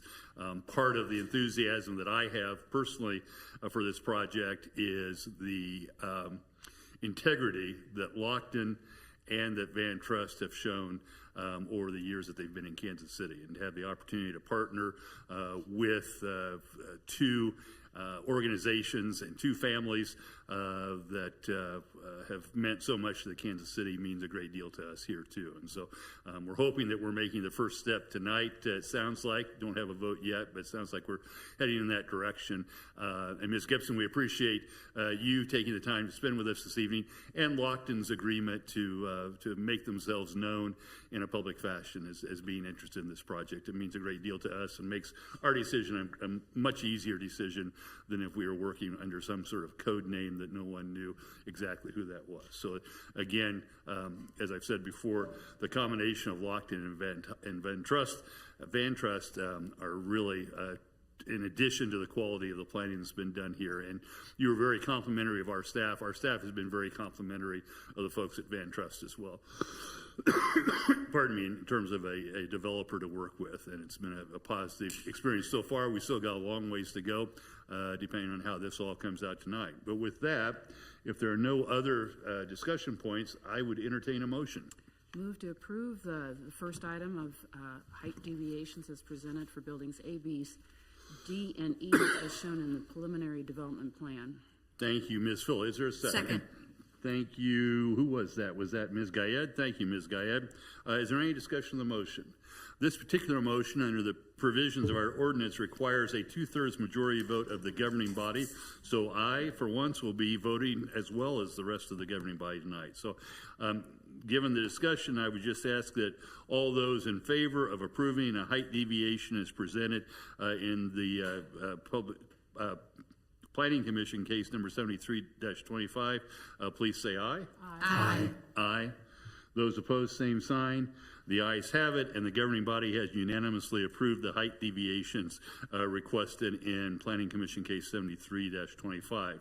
That takes us to consideration of an ordinance approving the rezoning from SDO Planned Office District to MXD Mixed Use Development District, preliminary development plan and preliminary plat for Hallbrook North Mixed Use Development located north of College Boulevard and west of State Line Road. That is Planning Commission again, same case 73-24. Is there any discussion over that motion? Well, let me ask, is there a motion? I should ask first. Dr. Castor? Move. Thank you. Is there a second? Thank you, Mr. Sipple. Now, is there any discussion? If not, because this is an ordinance, it requires a roll call vote, and I would ask the clerk to call the roll, please. Councilmember Gayed? Aye. Councilmember Phila? Aye. Councilmember Castor? Aye. Councilmember Sipple? Councilmember Sunkel? Aye. Councilmember Kane? Aye. Councilmember Larson? Aye. And Councilmember Harrison? Aye. I find that there's an 8-0 vote by the City Council in favor of approving and adopting the ordinance, and it is approved and adopted unanimously. Thank you very much. Thank you again for all the work that both Van Trust has done and for the work that we hope that Lockton will do in the near future. That takes us to the next part of this consideration, I believe, and that's, we have no old business this evening. Takes us to new business, which is a second ordinance, a different ordinance, which is an ordinance of the governing body of the City of Leawood, Kansas, making findings and establishing a redevelopment district pursuant to KSA Section 12-1770 and amendments thereto, and authorizing the formation of, or the form of a memorandum of understanding with the developers for the Hallbrook North Development Project. Ms. Stoddard, do you wish to be heard on this? Yes, I do. Thank you, Mayor. Please proceed. Good evening, and good evening, members of the City Council. My job this evening is to briefly introduce the presentation that you'll be hearing on the incentives related to this project. I'm Diane Stoddard, the City Administrator. And first, I'd like to begin by emphasizing that this is a $760 million development. It's the largest investment that's proposed to date for the City of Leawood. And also the project, as has been pointed out, is with Van Trust, which is a known quality local developer with whom the city has had experience, positive experience with Park Place and also 3 Hallbrook Place, the KBP building. And also a prominent and highly successful global Kansas City-based company with Lockton as the possible anchor tenant. Given the magnitude of the project that's before you this evening, the combination of incentives being proposed this evening is commensurate with the proposed quality development. And you'll hear this evening that the total incentives for all of the taxing jurisdictions is approximately 16% of the total development investment, so 16%. And when the new revenues for this development are factored in that will be flowing to the taxing jurisdictions, that net incentive drops to below 5% for all taxing jurisdictions. The incentives are also self-regulating and are directly tied to the performance of the project. So in order for the developer to receive any of the incentives, each of the buildings has to be constructed and they have to be successful, producing revenue, generating tax income that then goes back to the developer to defray certain development costs. And all of this is without any financial risk to the city. And this evening, we have Kevin Wimpy, who is the city's bond counsel with Gilmore and Bell, who will go through the incentive proposal with you, and also Don Cobby, the city's finance director, will further explain the incentives that are proposed for this development. So I will turn it over to Mr. Wimpy at this time. Welcome, Mr. Wimpy. We're pleased to have you back again. If you could introduce yourself just for our record, and we appreciate your being here tonight.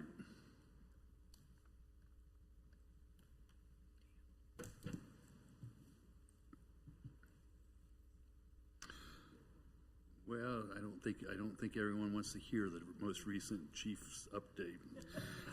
For the record, the Chiefs scored with 1:45 left.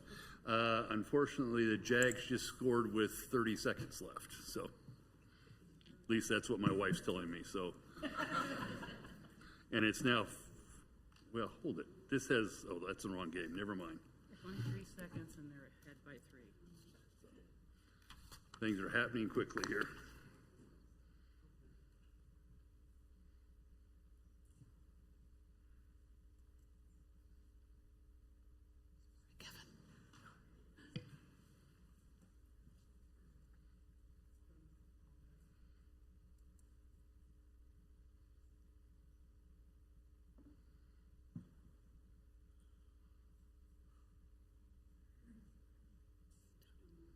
Surely those have already happened. 23 seconds left is what I'm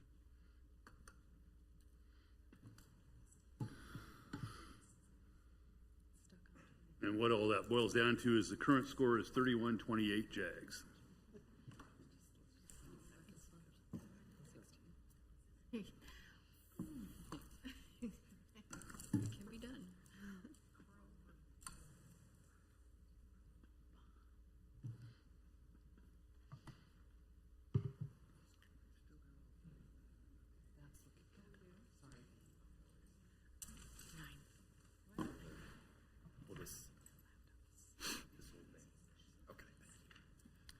Right. Well, good evening, Mayor, council members. I'm Kevin Wimpy with Gilmore and Bell, joined by my colleague tonight, Chanel Perez, as well. We represent the city as your bond counsel.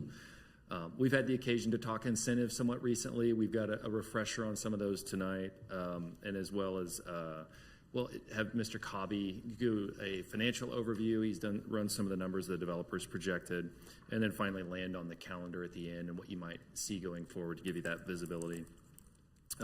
To start tonight, though, your action item for this evening is a public hearing regarding the establishment of a TIF district and then consideration of an ordinance establishing that TIF district and making the related findings.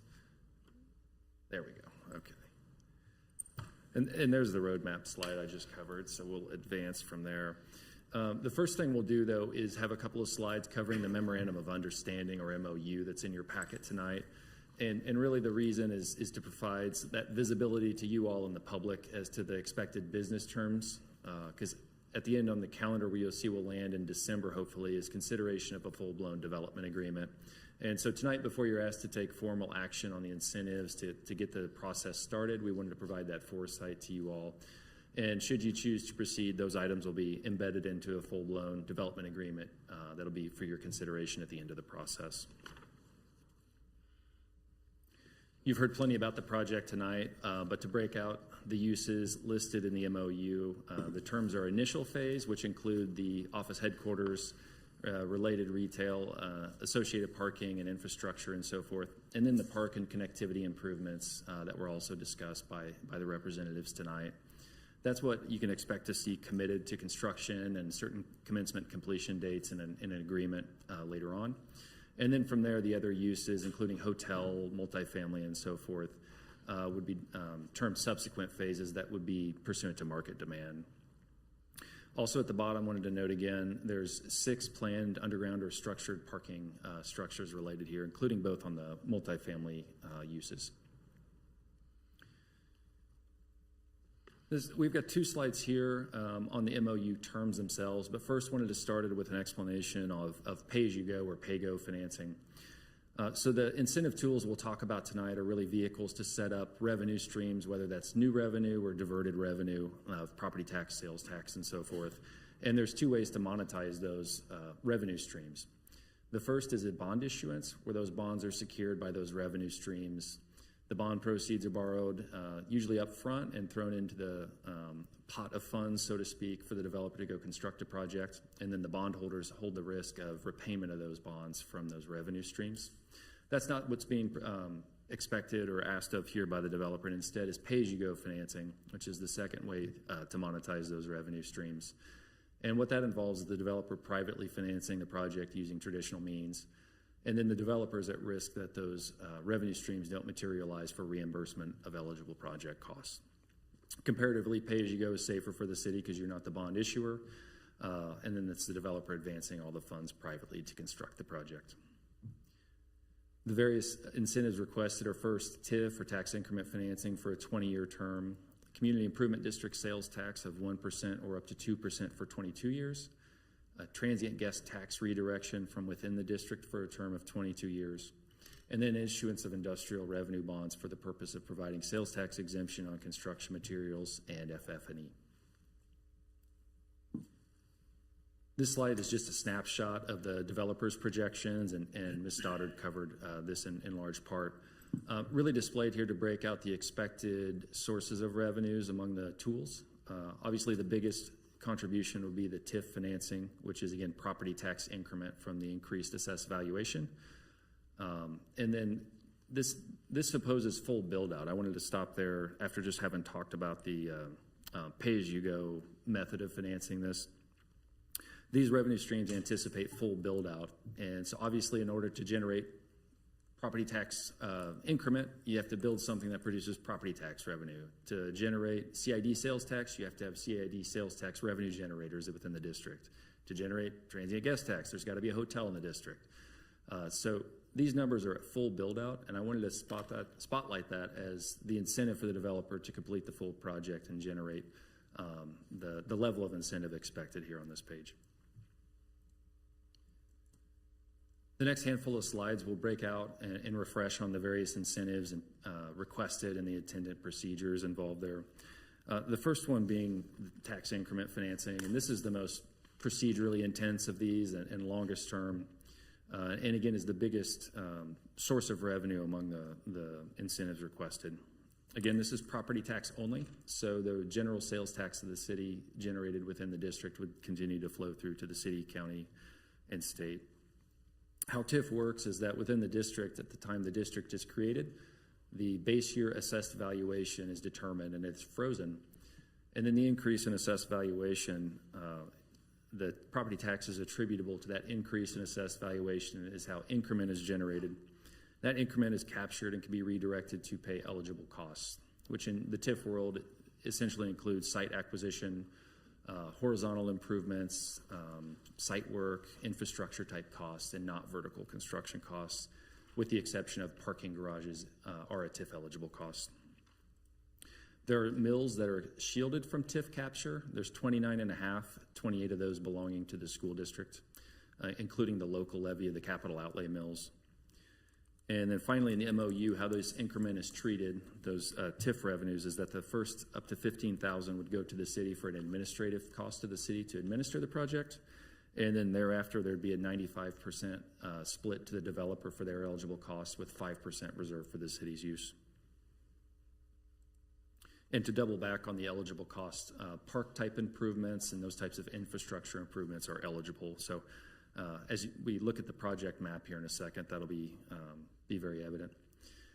This is just a really oversimplified slide of how TIF works, and on the left column would be before the project's constructed, the base year collection, so think of the project site as it is today. And that blue box on the right represents, again, that base year collection that's held harmless and goes to all taxing jurisdictions. That yellow box is meant to represent the excluded mills, so mostly the school district property taxes that will flow through. And then the green box above is the increment that's eligible for capture and can be redirected for project costs. And that green box is really where that 95% split would be represented. So in a TIF district, the city can create multiple project areas, and this map shows how the developer suggests breaking those out. Project Area 1 involves, as you would expect, the first phase here, and Project Area 2 would be that headquarters expansion. I wanted to orient you on this map here because this MOU, the development agreement, all the terms you're considering right now involve Project Area 1. And Project Area 2, any incentives granted for that would come before a city council later in time if and when an expansion would occur. So everything we're dealing with today, though, revolves around Project Area 1. And under this TIF statute, there's a maximum of 20 years for a project plan to be in place.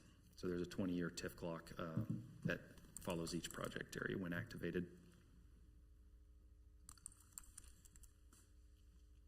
So TIF from beginning to end usually takes a handful of months, 4 to 6 months. This project, that clock was started at your September meeting when you called the public hearing tonight. And the significance of the TIF district is that is the area from which increment is collected and can be generated. And also it's the area within which eligible costs can be reimbursed or paid for. So those are really the two things to keep in mind when thinking about the geographic area. To form a TIF district, you have to have an eligible area, which is defined in the statute, and there's several defined terms that are listed in the bullet points.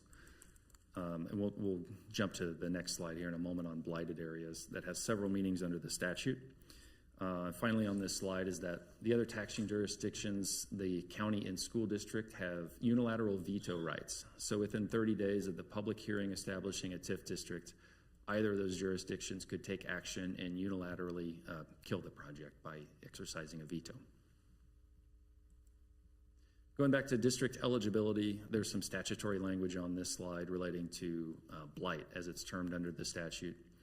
And again, it has several meetings, and one of those, an eligibility criterion, is that the majority of the proposed district is in the 100-year floodplain.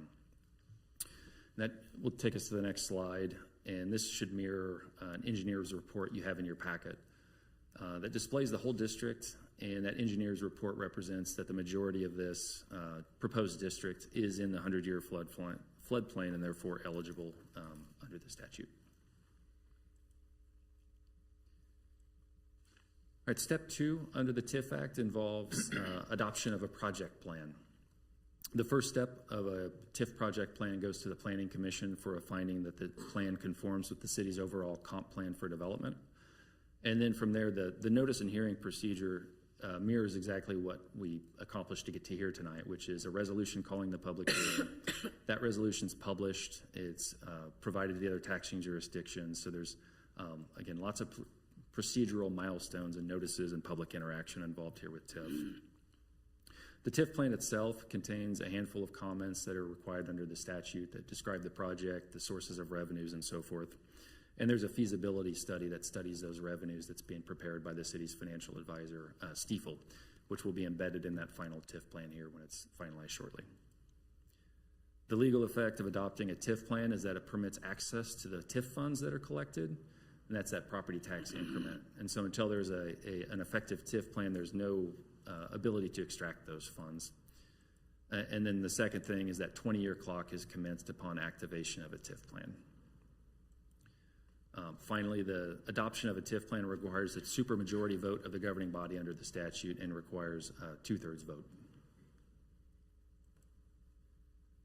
The next few slides switch to the other tools. If there's any questions about TIF, I'd be happy to have anyone interject, or I can continue on here. Community Improvement District financing usually involves imposition of an additional sales tax, and under the statute, that's up to an additional 2%. And the city essentially acts as a pass-through here. This doesn't interfere with any of your existing sales tax revenues. It's an additional sales tax that you would agree to impose, and then the money's remitted from the state into your fund to be remitted to a developer under a development agreement for eligible costs. The procedure is quite a bit more streamlined than TIF. It is initiated by the property owner submitting a petition. There's a resolution calling a public hearing. Notice thereof is published and provided to property owners. And then finally, there's a public hearing and an ordinance establishing the district and imposing the sales tax. You'll see on the calendar at the end, we'll align all these approvals to occur at the same meeting. So you're being asked to undertake all the approvals at one time. Final thing on this slide is that the city's current CID policy intends that that tool is reserved for projects in areas that are 20 years or older, and it caps it at 1% below the 2% statutory max. And a note here from staff that due to the nature of the project and the magnitude, that the deviation seems warranted here and appropriate. Transient guest tax, very straightforward, but just wanted to emphasize that it is only within the district. So this wouldn't affect transient guest tax collected elsewhere in the city.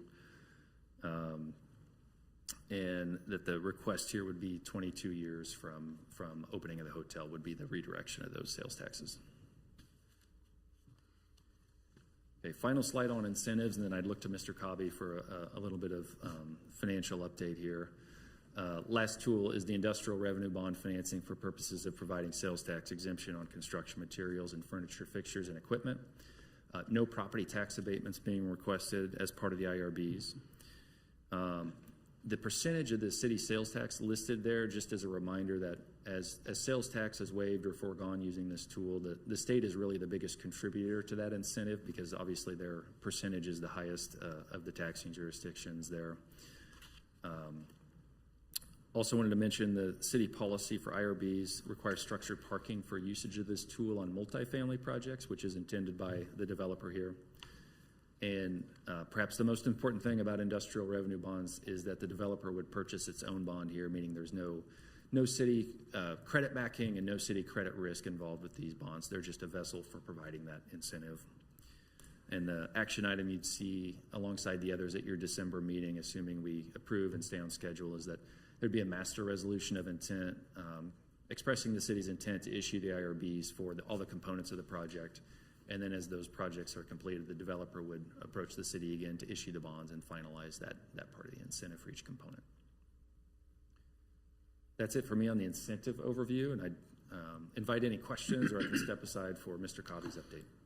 Yes, Ms. Phillip. Can you clarify on the 9.10%, the aggregate, break it out, there's the state, county, and city. So which number are we looking at, the totality of that? Can we give the state and counties? Correct. So as purchases are made for the eligible costs of materials for the project, there's just no sales tax imposed. This can get kind of tedious because sales tax is destination based. So for the city to get any of that revenue, the materials would have to be purchased within the city to begin with. But for purposes of this tool, just know that their purchases made would be no sales tax would be imposed by virtue of the IRBs. I guess the question is it just the city portion, or is the county and state also giving up? All sales tax. Okay, thank you. Thank you, Ms. Phillip. Mr. Sipple.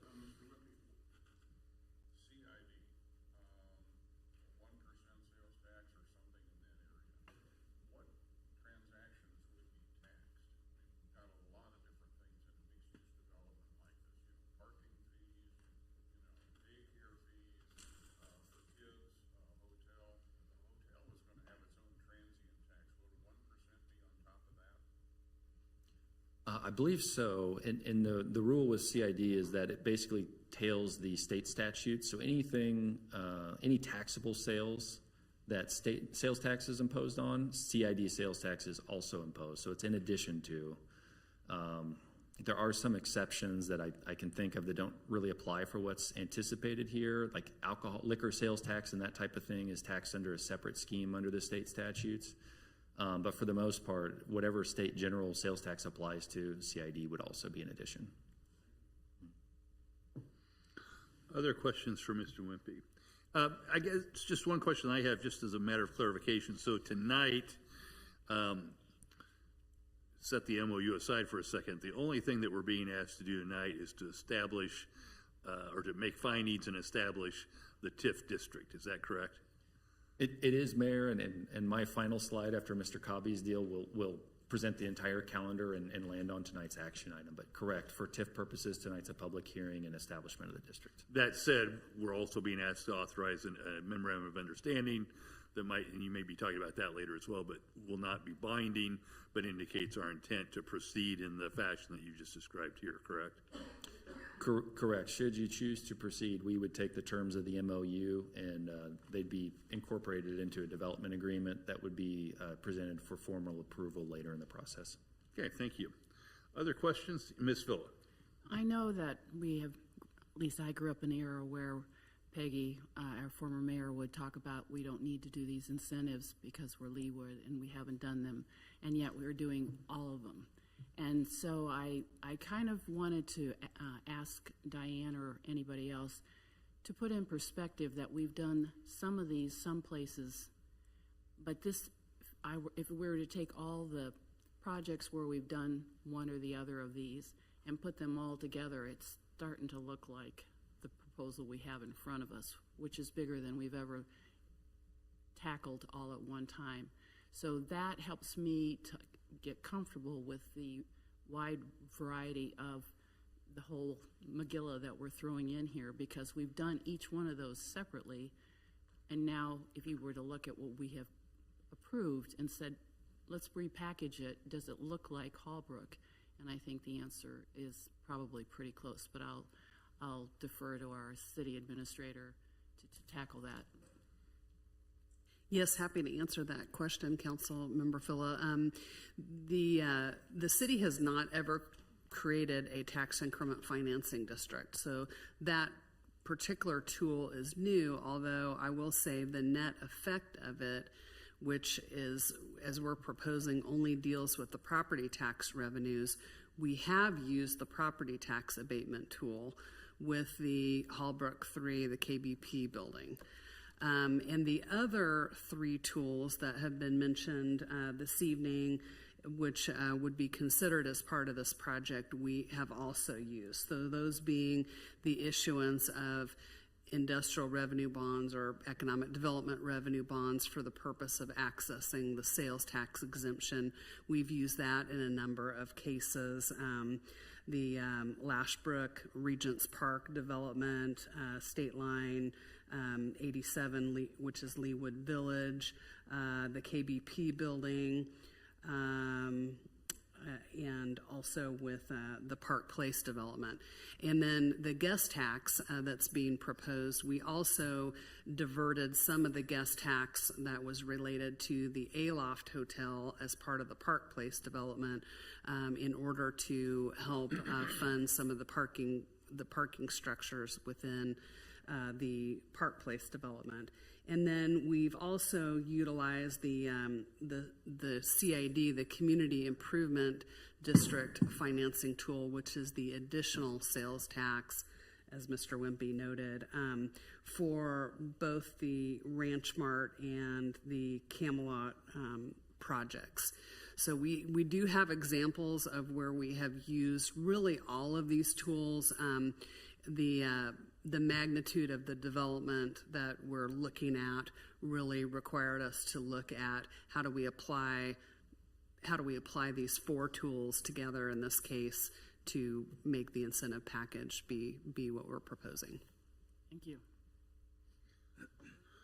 Other questions for Mr. Wimpy? If not, Mr. Cobby, welcome. Thank you. I've just got 3 slides here that I'll briefly review. The first is that the amount of taxes that we're expected to collect without this investment on the properties that sits now. I want to point out that is $2,580. That's not in millions or thousands or anything. That's the actual dollars. It's very low revenue developed or provided by the site right now. And on the next slide, you can see that with development, that number using the property tax, sales tax, and then the TIF kind of slash, and there's a little bit of administrative fee in that number. The total then comes into $137 million that would be generated by that property over 25 years. 25 years is kind of the number. These are numbers that we were provided by Vantrust, and we checked those numbers.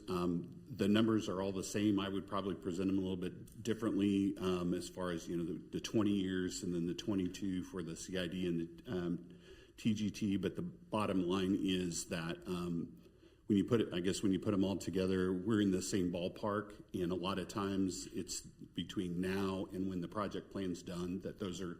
Stiefel will do the financial plan and tighten that up for when the dates are put in the contract and so forth, or the development agreement. And I think we're in the neighborhood, and we agree generally with the numbers that were provided, and definitely have gone into detail on checking all of those. So I think an important thing to note here is that the amount of sales tax that is generated, quite a large number, and we don't give much of that back other than through the IRB. So that's a pretty that's kind of the revenue that comes to us while this project's going on over that time period. The next table is essentially shows what the incentive value, what the offsetting revenue would be, and then what I consider to be the net value of the incentive over time. Again, this is based on those numbers without us tightening them down, but we'll still be in the same neighborhood. So, really probably $2 or $3 million in total, one way or the other. So the net value of the incentive to the city comes out to that we would provide would be $32.8 million, and out of this $765 million, that's 4.3%. The USD 229, it's essentially it's $500,000 because of the amount of money they would give up in property tax. They gain almost that same amount back in the 28 mills that they would receive over that same amount of time. It ends up being, I think it's 29 versus 28.5 when you add the rest of their mill levy up. So Same Johnson County, it's about 20.9. They get some sales tax revenue back as well, so that's the difference in the offset there. Johnson County Community College would essentially just give up their 9 mills of property tax, or the 9 million in property tax, sorry, not mills. And then the state is the big winner in these agreements. There's a reason they're structured this way. They would give up about 10.4 million all in that sales tax, and but they gain much more of that back in the total, the 6% that, or 6.5% that they get under the current sales tax. So when you look at the project as a whole, it's about a 4.6% cost over the life of that, of the incentives.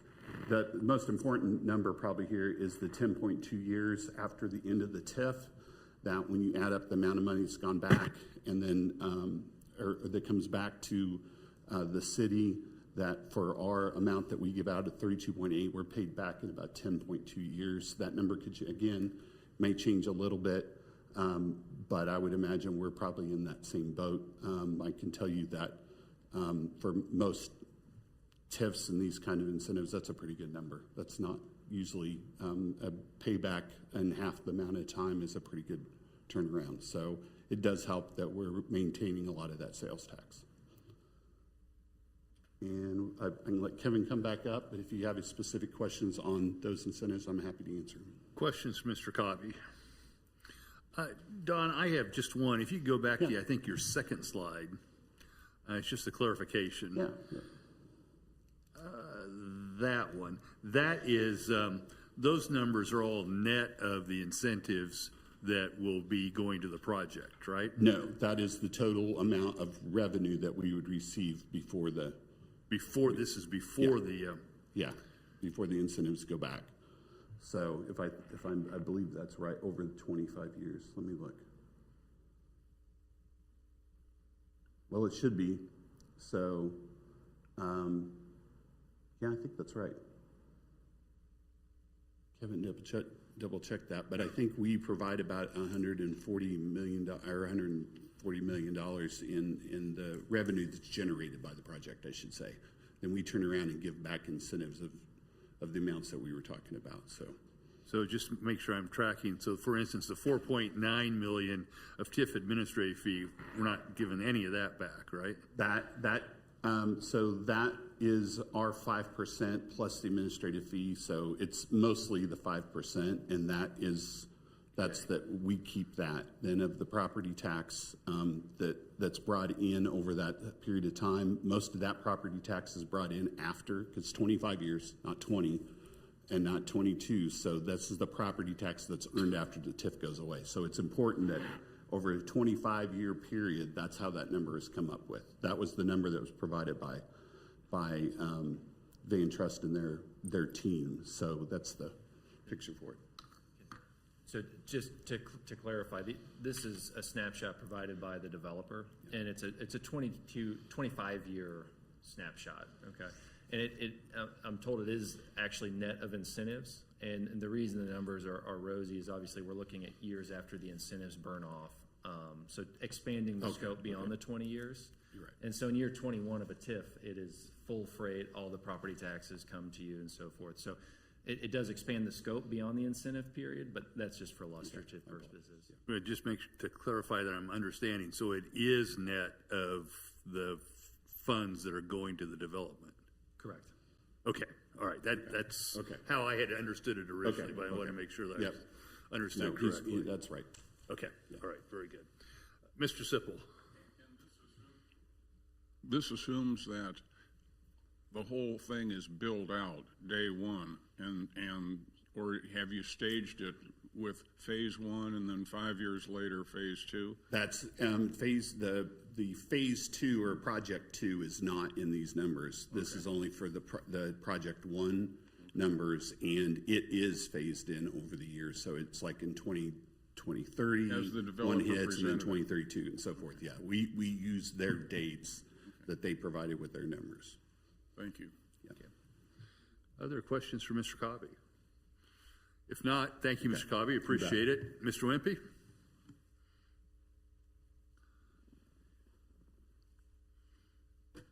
Okay, final slide here, just to give you the look ahead. Mayor, as you astutely pointed out, we've given you a lot of detail, MOU terms, development agreement, that type of discussion.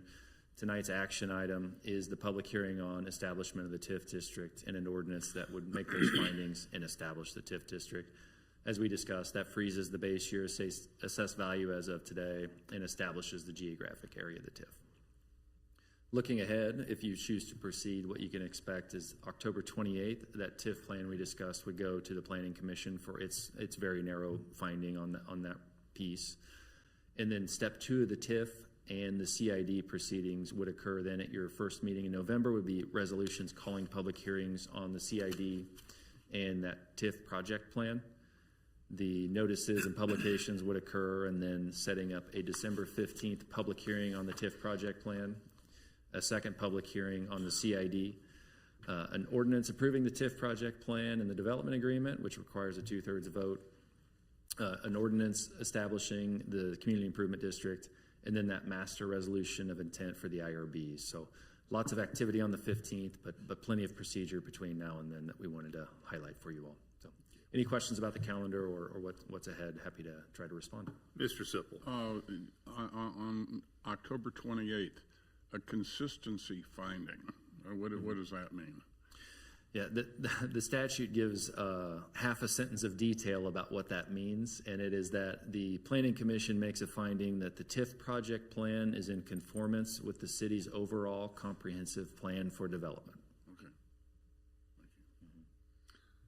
Other questions for Mr. Wimpy? If not, we appreciate your presentation. Ms. Stoddard, anything to add? No, Mayor, thank you. So with that, I think that we'll open a public hearing regarding the establishment of a redevelopment district under the TIF statutes. Same rules as we had for the development plan, and that is that anyone who wishes to be heard will allow for 4 minutes. After 3.5 minutes, the yellow light will begin to blink, and there will be an annoying buzz at the end of 4 minutes. I would just ask for the record to reflect that I believe that one of Mr., and I can never pronounce his name, Mr. Whittemer's comments that he had in the earlier portion related to his views on the TIF financing for this project, and I would ask that those comments be incorporated in the record on this ordinance consideration as well. Any other? With that, is there anyone in the audience who wishes to be heard? Mr. Duff, do you wish does Van Trust wish to be heard on the issue of the incentive package that's proposed? Thank you, Mayor. Nothing really to add other than we appreciate your consideration. Thank you, Diane and team and Kevin, for such a great presentation, and we'll stand for any other questions. Okay. Thank you, Mr. Duff.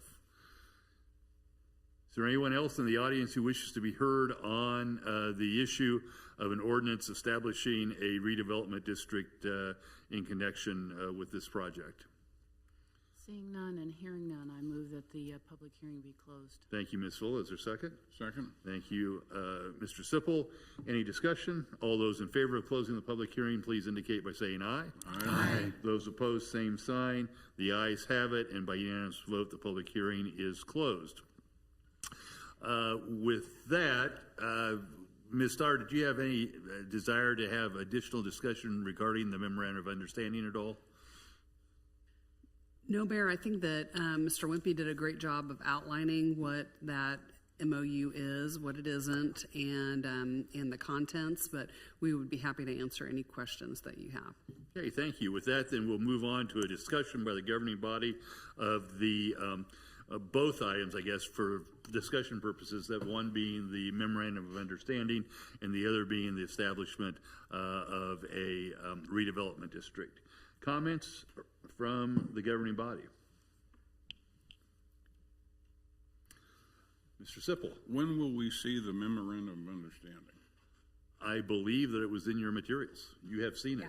It's in there? I'm sorry. It is in there. Show my ignorance. I apologize. No worries. You got a big, thick packet, so it is in there. It basically follows the outline of the... It's on page 344. Okay, thank you. It basically follows the outline that Mr. Wimpy gave us, and I've spent some time with the agreement since I'm going to be the one signing it, and it is consistent with what Mr. Wimpy described for us. I will note that, again, for the record, that it does have a provision at the very end that indicates that it's non-binding, so there's still a lot of work to be done with the developer, with the developer's attorneys, with the city, and with the city's attorneys as we cross each one of these milestones for all, as Ms. Phil indicated, this is a basket of incentives that we have never adopted in total before. So there's a number of steps to go through, but it indicates both the intent of the developer to move forward, as they indicated tonight, and our intent to move forward as well. And presumably we will be able to come to a landing here by the middle of December. Ms. Kane. Yes, I think this is new to us, right? But the fact that basically there is no risk to the city, it's a pay-go project. We are not the bond issuer, as was outlined by all these people who understand this a whole lot better than I do. And it assumes a full build out. So once they're successful, then we're all successful, right? So I don't know how we could have possibly structured this any better or more advantageous, and apparently they like it as much as we do. So, and I do like the fact that there is a 5% that was negotiated that is retained by the city of Leawood. So I appreciate everyone's willing to share, if you will. So yeah, I think this is great. New territory for us, but so is having a development of this monetary size and this caliber. So if ever it was warranted tonight. Thank you. Thank you, Ms. Kane. Other comments? Move to approve. I'm sorry, I've got a comment coming. Ms. Gaye. I actually have a question rather than a comment. It relates to the transient guest tax and the hotel space. I know in our kind of our question and answers, at the point that we were provided these answers, there hadn't been really any talk regarding any sort of master lease to secure, by Locked In, to secure the use of the hotel and conference space. I know those are very hard to make successful. Has there been any further conversations regarding a master lease by Locked In for either the hotel rooms or the use of the event space? A good question. That hasn't come up yet. We do know that Locked In is a sizable room night user. I'm certain that as we get down the road with how that hotel comes together, that those conversations will materialize. Okay, so you are intending to have those conversations? Absolutely. Okay. Thank you, Ms. Gaye. Ms. Stoddard, I do have an additional question. On my agenda, what I have down as a recommended action is to approve the form of the memorandum of understanding. Would that also include an authorization for me to sign the memorandum of understanding? Mayor, that MOU doesn't require a signature, but we believe that the motion just to approve the form of it and acknowledging that, it's public, again, knowing that it's non-binding, but its pure intention really is to just identify the anticipated incentives that we'll be working together toward here in the coming weeks and months. So no expectation that either Van Trust or the city will sign it? Correct. Okay, that surprises me a little bit, but I'll defer to staff on that one. We did believe, though, that it was appropriate to have a motion on it so that it did recognize that the governing body understood the MOU and the outline. Okay, thank you. Ms. Fuller, I believe you had a motion. I'd like to move to approve the memorandum of understanding that's been presented tonight, both orally as well as on paper, for moving forward. Okay, thank you. Is there a second? Thank you, Ms. Kane. Any discussion? All those in favor of approving the form of the memorandum of understanding that was presented to the governing body, please indicate by saying aye. Aye. Those opposed, same sign. The ayes have it unanimously, and the form of the memorandum of understanding is approved. Second item for us to come before us for a recommended action this evening is the approval of an ordinance of the governing body of the city of Leawood, Kansas, making findings and establishing a redevelopment district pursuant to KSA 12-1770 et sec and amendments thereto. Do I hear a motion? So moved. Thank you, Ms. Larson. Second. I'll take that from Ms. Harrison. Discussion. I guess, again, a question, as stated in the agenda, it's an ordinance by the governing body. Is that intended that I should vote, or is that under our ordinary rules where the chair votes only in the case of a tie? I don't believe you would vote for this one. I'm sorry? You would not vote for this one. Okay, so under the ordinary rules. Okay, with that, there's a motion and a second pending. Any discussion? If not, this does call for a roll call vote. If the clerk would call the roll, please. Dr. Castor? Aye. Excuse me. Mrs. Larson? Aye. Mr. Sunkel? Aye. Ms. Guyed? Aye. Mrs. Kane? Aye. Mrs. Harrison? Aye. Mrs. Phila? Aye. And Mr. Sippel? Aye.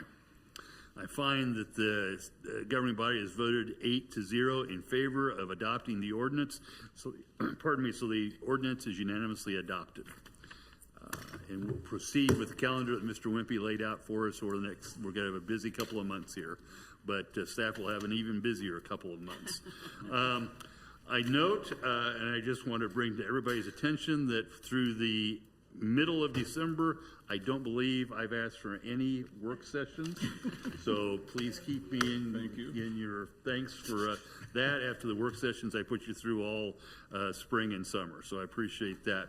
Is there any other business to come before the governing body this evening? If not, do I hear a motion to adjourn? Thank you, Ms. Kane. Thank you, Dr. Castor. All those in favor of adjourning, please indicate by saying aye. Aye. Those opposed, same sign. The ayes have it, and we stand adjourned. Thank you.